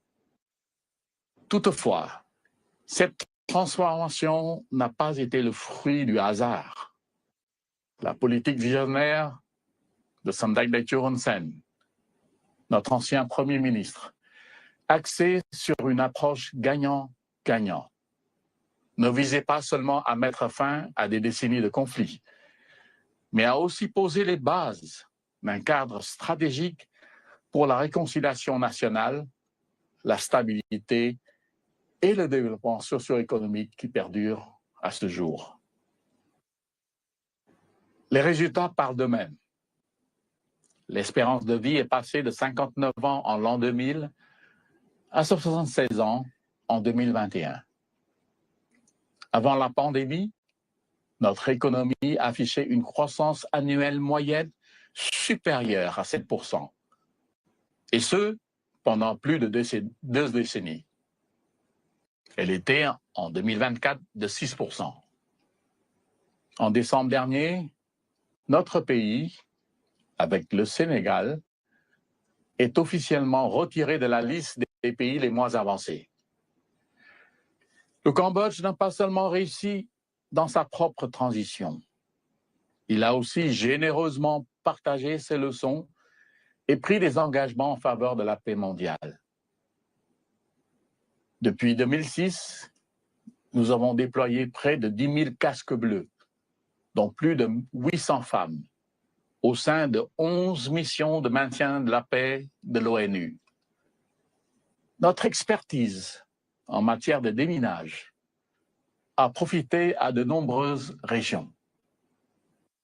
L'accueil en novembre dernier de la 5e conférence d'examen de la Convention d'Ottawa, ainsi que notre récente élection au comité d'organisation de la Commission de consolidation de la paix, renforce notre engagement pour un monde plus sûr et plus pacifique. Monsieur le Président, au-delà de notre engagement pour la paix, le Cambodge a également pris des mesures actives au sein des mécanismes des droits de l'homme des Nations Unies. Lors du 4e cycle de l'examen périodique universel, en mai dernier, nous avons fait état de progrès tangibles en acceptant 85% des recommandations qui nous ont été formulées et en renouvelant notre protocole d'accord avec le Haut Commissariat des Nations Unies aux droits de l'homme. Nous avons témoigné de notre engagement envers la promotion et la protection des droits humains, ainsi que notre ouverture à un dialogue constructif et continu avec le Bureau et les rapporteurs spéciaux. Tout comme la relation indissociable entre paix, développement et droits humains, les interactions entre les représentants du Haut Commissariat aux droits de l'homme et ceux du gouvernement royal du Cambodge sont un processus bilatéral, tandis que le pays hôte coopère activement. Les titulaires du mandat de l'ONU doivent, eux, assumer leurs responsabilités en suivant une approche authentique, fondée sur le dialogue, sans confrontation, politisation ni sélectivité, et éviter la politique du double standard. Leurs évaluations doivent être justes, équilibrées et objectives, respectant pleinement le code de conduite, tout en tenant compte des contributions du pays. S'éloigner de ce principe risquerait de nuire à la crédibilité du système et d'éroder la confiance mutuelle. Monsieur le Président, notre espace civique reste ouvert. Des initiatives telles que les forums réguliers de partenariat entre le gouvernement et la société civile, dont le dernier s'est tenu en décembre dernier, illustrent l'engagement du Cambodge en faveur d'une gouvernance inclusive. Tous les droits humains, civils, politiques, économiques, sociaux et culturels, y compris le droit au développement, méritent une attention juste et équitable et doivent être exercés dans le respect de la responsabilité et de l'état de droit. Je vous remercie. Merci beaucoup.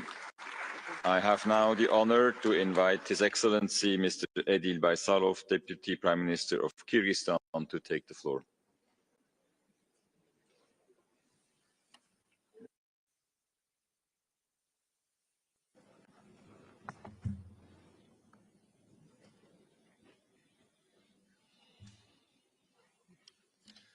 Mr. President Lauber, Excellencies, ladies and gentlemen. For Kyrgyzstan, the protection and promotion of human rights are not mere aspirations. They are fundamental commitments that define our nation and form our DNA. We strongly believe that the primary responsibility for upholding human rights rests with the state. A just, strong, and effective government is the foundation for protecting and advancing the rights of every citizen. This is why Kyrgyzstan has undertaken decisive measures to strengthen the rule of law and fight corruption, eliminating criminal networks that have long undermined governance, economic development, and public trust. Our efforts are yielding results, making our institutions more resilient and our democracy more vibrant. Over the past 4 years, under the leadership of President Sadir Japarov, Kyrgyzstan has experienced an economic transformation. We have tripled state revenue, doubled GDP, and achieved an impressive 9% economic growth over the past 3 years. This remarkable progress demonstrates a simple yet crucial truth. A strong economy empowers the state to better serve its citizens, improve governance, and ultimately enhance the protection of human rights. Economic stability provides the foundation for social programs, healthcare, education, and the rule of law, ensuring that rights are not just ideals, but tangible realities for our people. It is in this spirit of national progress that we here today in Geneva announce another historic achievement of President Sadir Japarov, the finalization of the Kyrgyz-Tajik border agreement.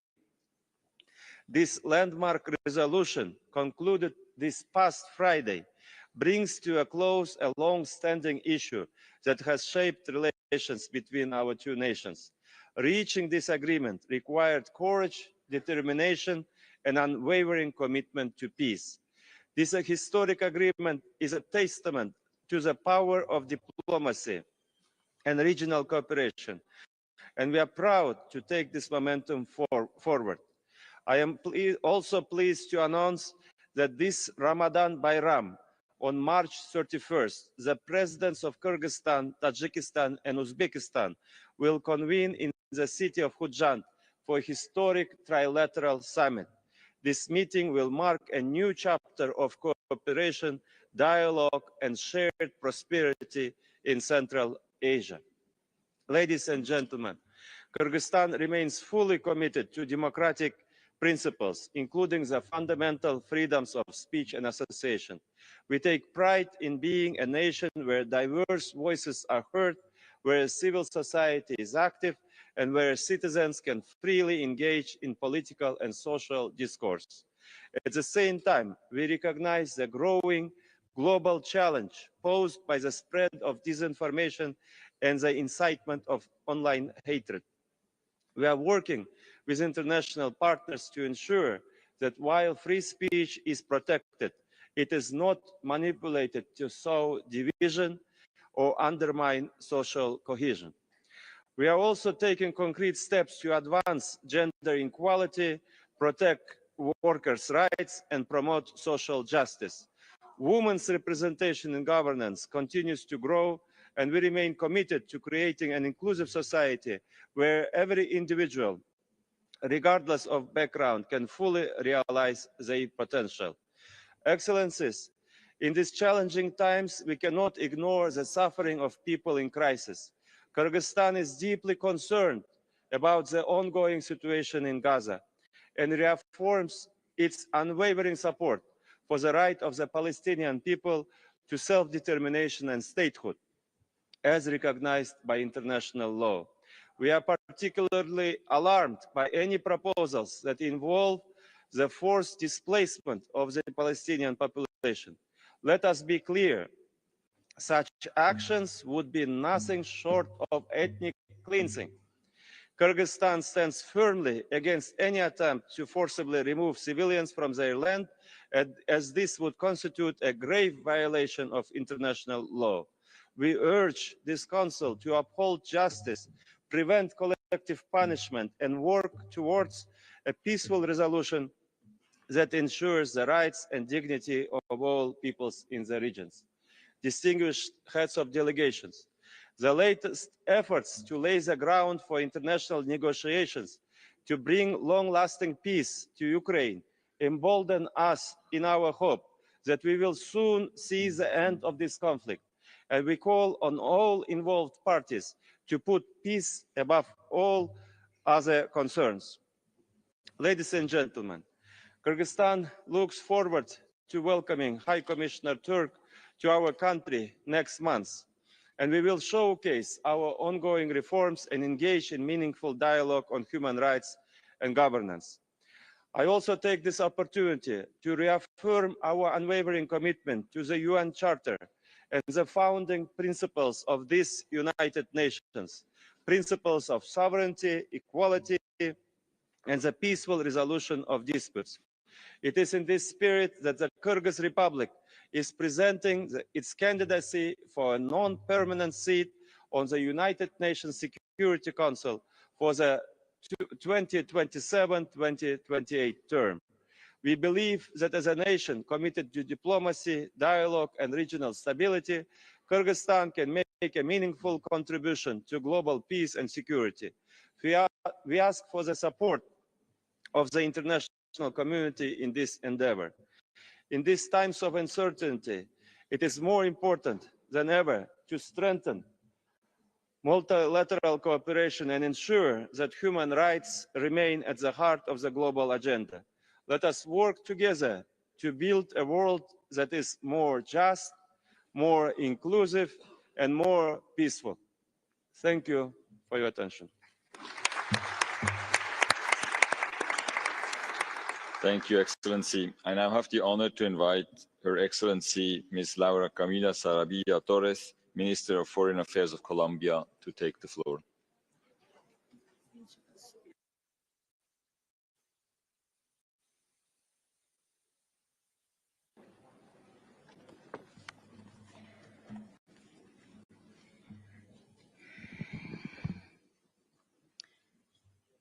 Señor Presidente del Consejo de Derechos Humanos, honorables dignatarios, ministros, miembros y observadores del Consejo de Derechos Humanos, representantes de la sociedad civil, estimados y estimadas asistentes en el día de hoy.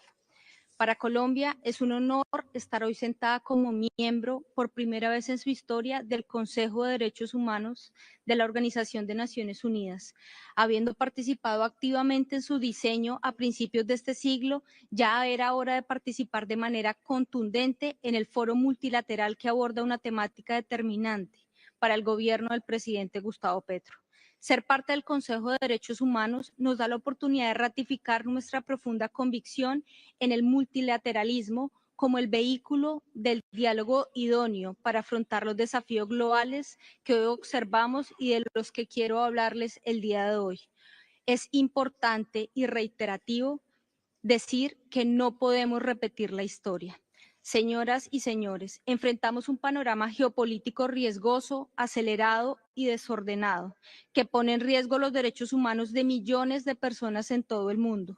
Si estamos sentados aquí en este consejo, es porque tenemos la responsabilidad de diseñar políticas y medidas específicas para proteger los derechos humanos de millones de personas que hoy están en riesgo.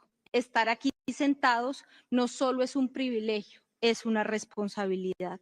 El mundo espera de nosotros medidas específicas y aplicables para cada uno de nuestros países, en especial para los más vulnerables. Quiero decirlo claro y de manera tajante. En este Consejo tienen la responsabilidad de proteger a los migrantes, a las mujeres, a los indígenas, a las poblaciones negras, a los que viven en la pobreza y sobre todo a las comunidades más vulnerables. En general, a todas las poblaciones y grupos que están sufriendo los cambios precipitados en el sistema internacional. Pero en medio de esa urgencia no se puede descuidar el enfoque diferencial para entender la asimetría en las afectaciones a las graves violaciones de derechos humanos, como resulta en el caso de las mujeres. A la migración hay que darle también un rostro de género. Hoy quiero enfocarme en la situación actual de derechos humanos de los migrantes. La migración es un fenómeno complejo, probablemente el más desafiante en la actualidad. Los y las migrantes que llegan a un nuevo país enfrentan barreras legales y culturales, falta de oportunidades y a menudo discriminación. En muchos casos, estas situaciones ponen en riesgo sus derechos humanos.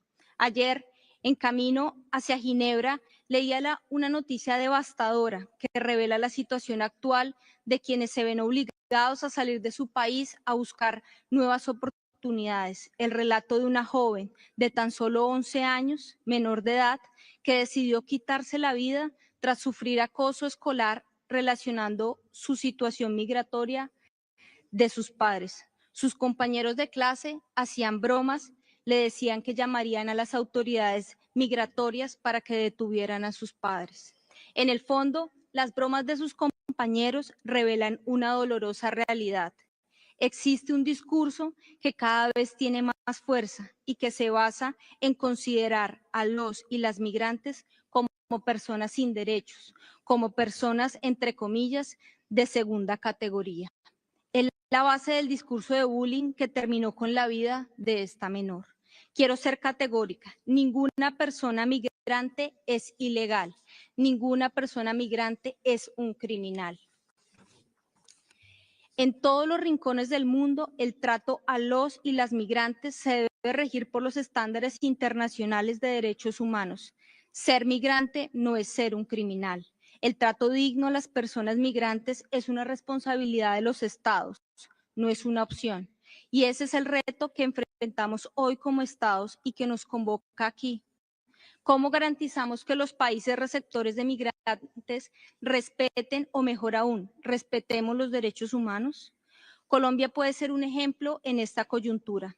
Mi país ha tenido que enfrentar durante años múltiples desafíos migratorios y hemos adoptado por diseñar una política de integración, regulación e inclusión de la población migrante. De hecho, nos han reconocido por ser uno de los países más solidarios del mundo.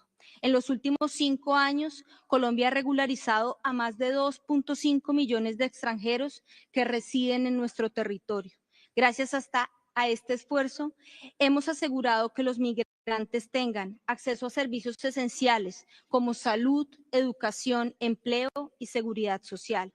La base del éxito de nuestra política de integración es el espíritu y el fundamento que la sustenta, reconocer a los y las migrantes que tienen dignidad y que sus derechos humanos deben ser irrestrictamente respetados, sin importar su situación legal.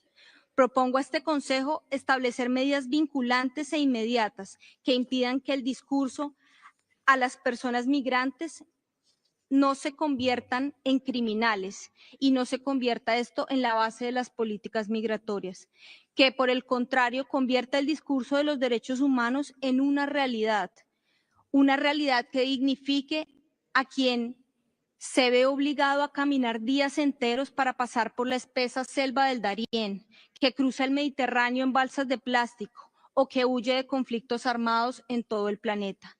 No quiero finalizar sin antes dejar presente que consideramos que la crisis climática constituye el otro gran reto en materia de derechos humanos de nuestros tiempos. El cambio climático es uno de los factores determinantes en la degradación de la vida de las personas. Expulsa a un número indeterminado de personas que pierden las condiciones mínimas donde habitar. Las demoras en la implementación efectiva del Acuerdo de París nos tienen cerca del punto de no retorno y es urgente trabajar juntos para hacer frente al reto climático que amenaza incluso la supervivencia humana. Para ello, buscaremos que el Consejo reconozca que la protección de los derechos humanos, especialmente de las poblaciones más vulnerables y marginadas, está ligado a medidas eficaces de mitigación y adaptación, que deben garantizar tanto la justicia climática como la dignidad humana. Son múltiples y diversos los desafíos que enfrentamos En este 58º periodo de sesiones, Colombia asume por primera vez su rol como miembro del Consejo de Derechos Humanos. Este consejo tiene un valor especial para nuestro país y para nuestro gobierno, que fue elegido gracias al clamor de los movimientos sociales que por décadas han luchado por un país más digno, justo y respetuoso de los derechos del pueblo colombiano. En ello, ha sido importante la labor de la Oficina del Alto Comisionado para los Derechos Humanos, establecida en Colombia, en virtud de la decisión de la anterior Comisión de Derechos Humanos y ratificada en 2006 por el Consejo de Derechos Humanos, así como los informes y las recomendaciones de los procedimientos especiales y los órganos de seguimiento a los tratados. La actividad de estos mecanismos en nuestro país no es una sanción, sino una necesaria terapia.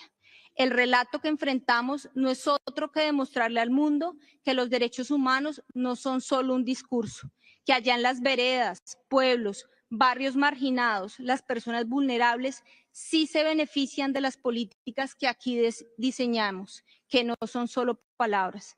El gobierno de Colombia defiende irrestrictamente la vida y así lo hará como miembro de este Consejo.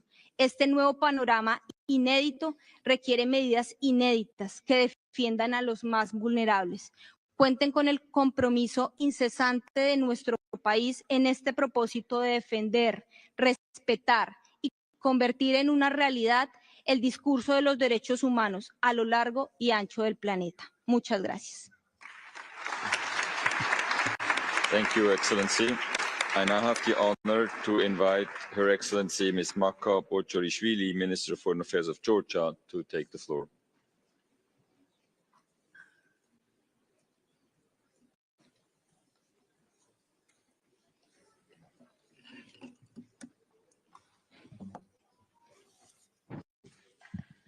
Mr. President, Excellencies, on these days 3 years ago, Russia's war against Ukraine started and still continues to entail enormous human suffering and grave violation of international law. This war manifests the devastating effect of violent conflict on the protection of human rights. Before addressing current affairs, allow me to recall another date, 25th of February, marking the day of the Soviet occupation of Georgia in 1921, which halted our democratic development for 7 decades. More than 30 years have passed since Georgia regained its independence, albeit its path is still paved with the fight for sovereignty and territorial integrity. Our recent history, time and again, illustrates the crucial importance of peace and stability for further development. Excellencies, this Council is well aware of the security and humanitarian challenges that Georgia faces in the wake of the continued occupation of 2 Georgian regions, Abkhazia and Tskhinvali, by the Russian Federation. Ethnic cleansing, the brutal violations of fundamental human rights, torture and murder, hundreds of thousands of internally displaced persons are undivided attributes of illegal occupation, which in turn causes division and separation of society, leaving people in the most severe humanitarian conditions. Russia still refuses to fulfill its international obligations, notwithstanding ruling of the European Court of Human Rights and International Criminal Court confirming its responsibility for occupation and ongoing violation of human rights in both Georgian regions. Against the background of occupation and depriving of internally displaced persons and refugees of their right to return home, any so-called elections held in the occupied territories are unlawful and have no legal effect, as they contradict the fundamental principles and norms of international law. Georgia's annual HRC resolution on cooperation with Georgia continues to address the dire human rights situation on the ground and repeatedly demands unimpeded and immediate access of international human rights monitoring mechanisms to both occupied regions. Stemming from the above said, Georgia will retable the resolution again in September, and we count on your continuous support. Excellencies, the right to participate in public affairs is an essential element of democratic governance. 2024 marked a record-breaking electoral year globally, with voters from more than 60 countries casting their ballots. On October 26 last year, numerous international and local observers had an opportunity to witness 2 million Georgian citizens making their free political choice. Yet speculations around the parliamentary elections in Georgia still continues, while there is no ground for that. The utilization of manipulations aimed at creating an artificial crisis and destabilization of the country must be halted, and the results of the democratic choice of people must be respected. Dear colleagues, I believe that our efforts for achieving lasting peace, ensuring rule of law, and economic development can guarantee the greater protection of human rights. Let me bring to your attention just one example. Overall reform efforts in justice sector in Georgia since 2012 translated into the declining trend in applications against Georgia in the European Court of Human Rights. 3,045 cases filed against Georgia in 2011 compared to 175 applications under consideration by the court as of July 2024, marks a remarkable decrease as one of the lowest figures in the Georgian history as a member of the Council of Europe. Furthermore, for the past 10 years, Georgia has developed a positive track record of implementation of the court judgments.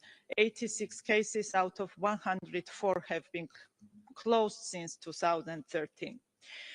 In the last few years, Georgia has achieved remarkable economic growth and progress in establishing inclusive access to the economy. We strongly believe that the development of urgent social programs, services is crucial in protecting the vulnerable groups as regards creating workplaces, employment, and decreasing social exclusions. Ladies and gentlemen, Georgia is staying committed to notion of effective implementation of the Council's mandate and plays its part in promoting, among others, the rights of women and girls, children and persons with disabilities, internally displaced persons, and conflict-affected people in line with our HRC pledges. Here, let me underscore the new initiative which explores the possibility of establishing an optional protocol to Convention on the Rights of the Child to strengthen the right to free education. In this regard, Georgia was proud to co-sponsor a resolution to establish a relevant intergovernmental working group. In conclusion, let me reiterate my government's full readiness to continue close cooperation with the Office of the UN High Commissioner for Human Rights and active engagement with the UN human rights mechanisms. Thank you. Thank you, Excellency. I now have the honor to invite Her Excellency Mrs. Maqueo Averisto, Minister of Human Rights and Citizenship of Brazil, to take the floor.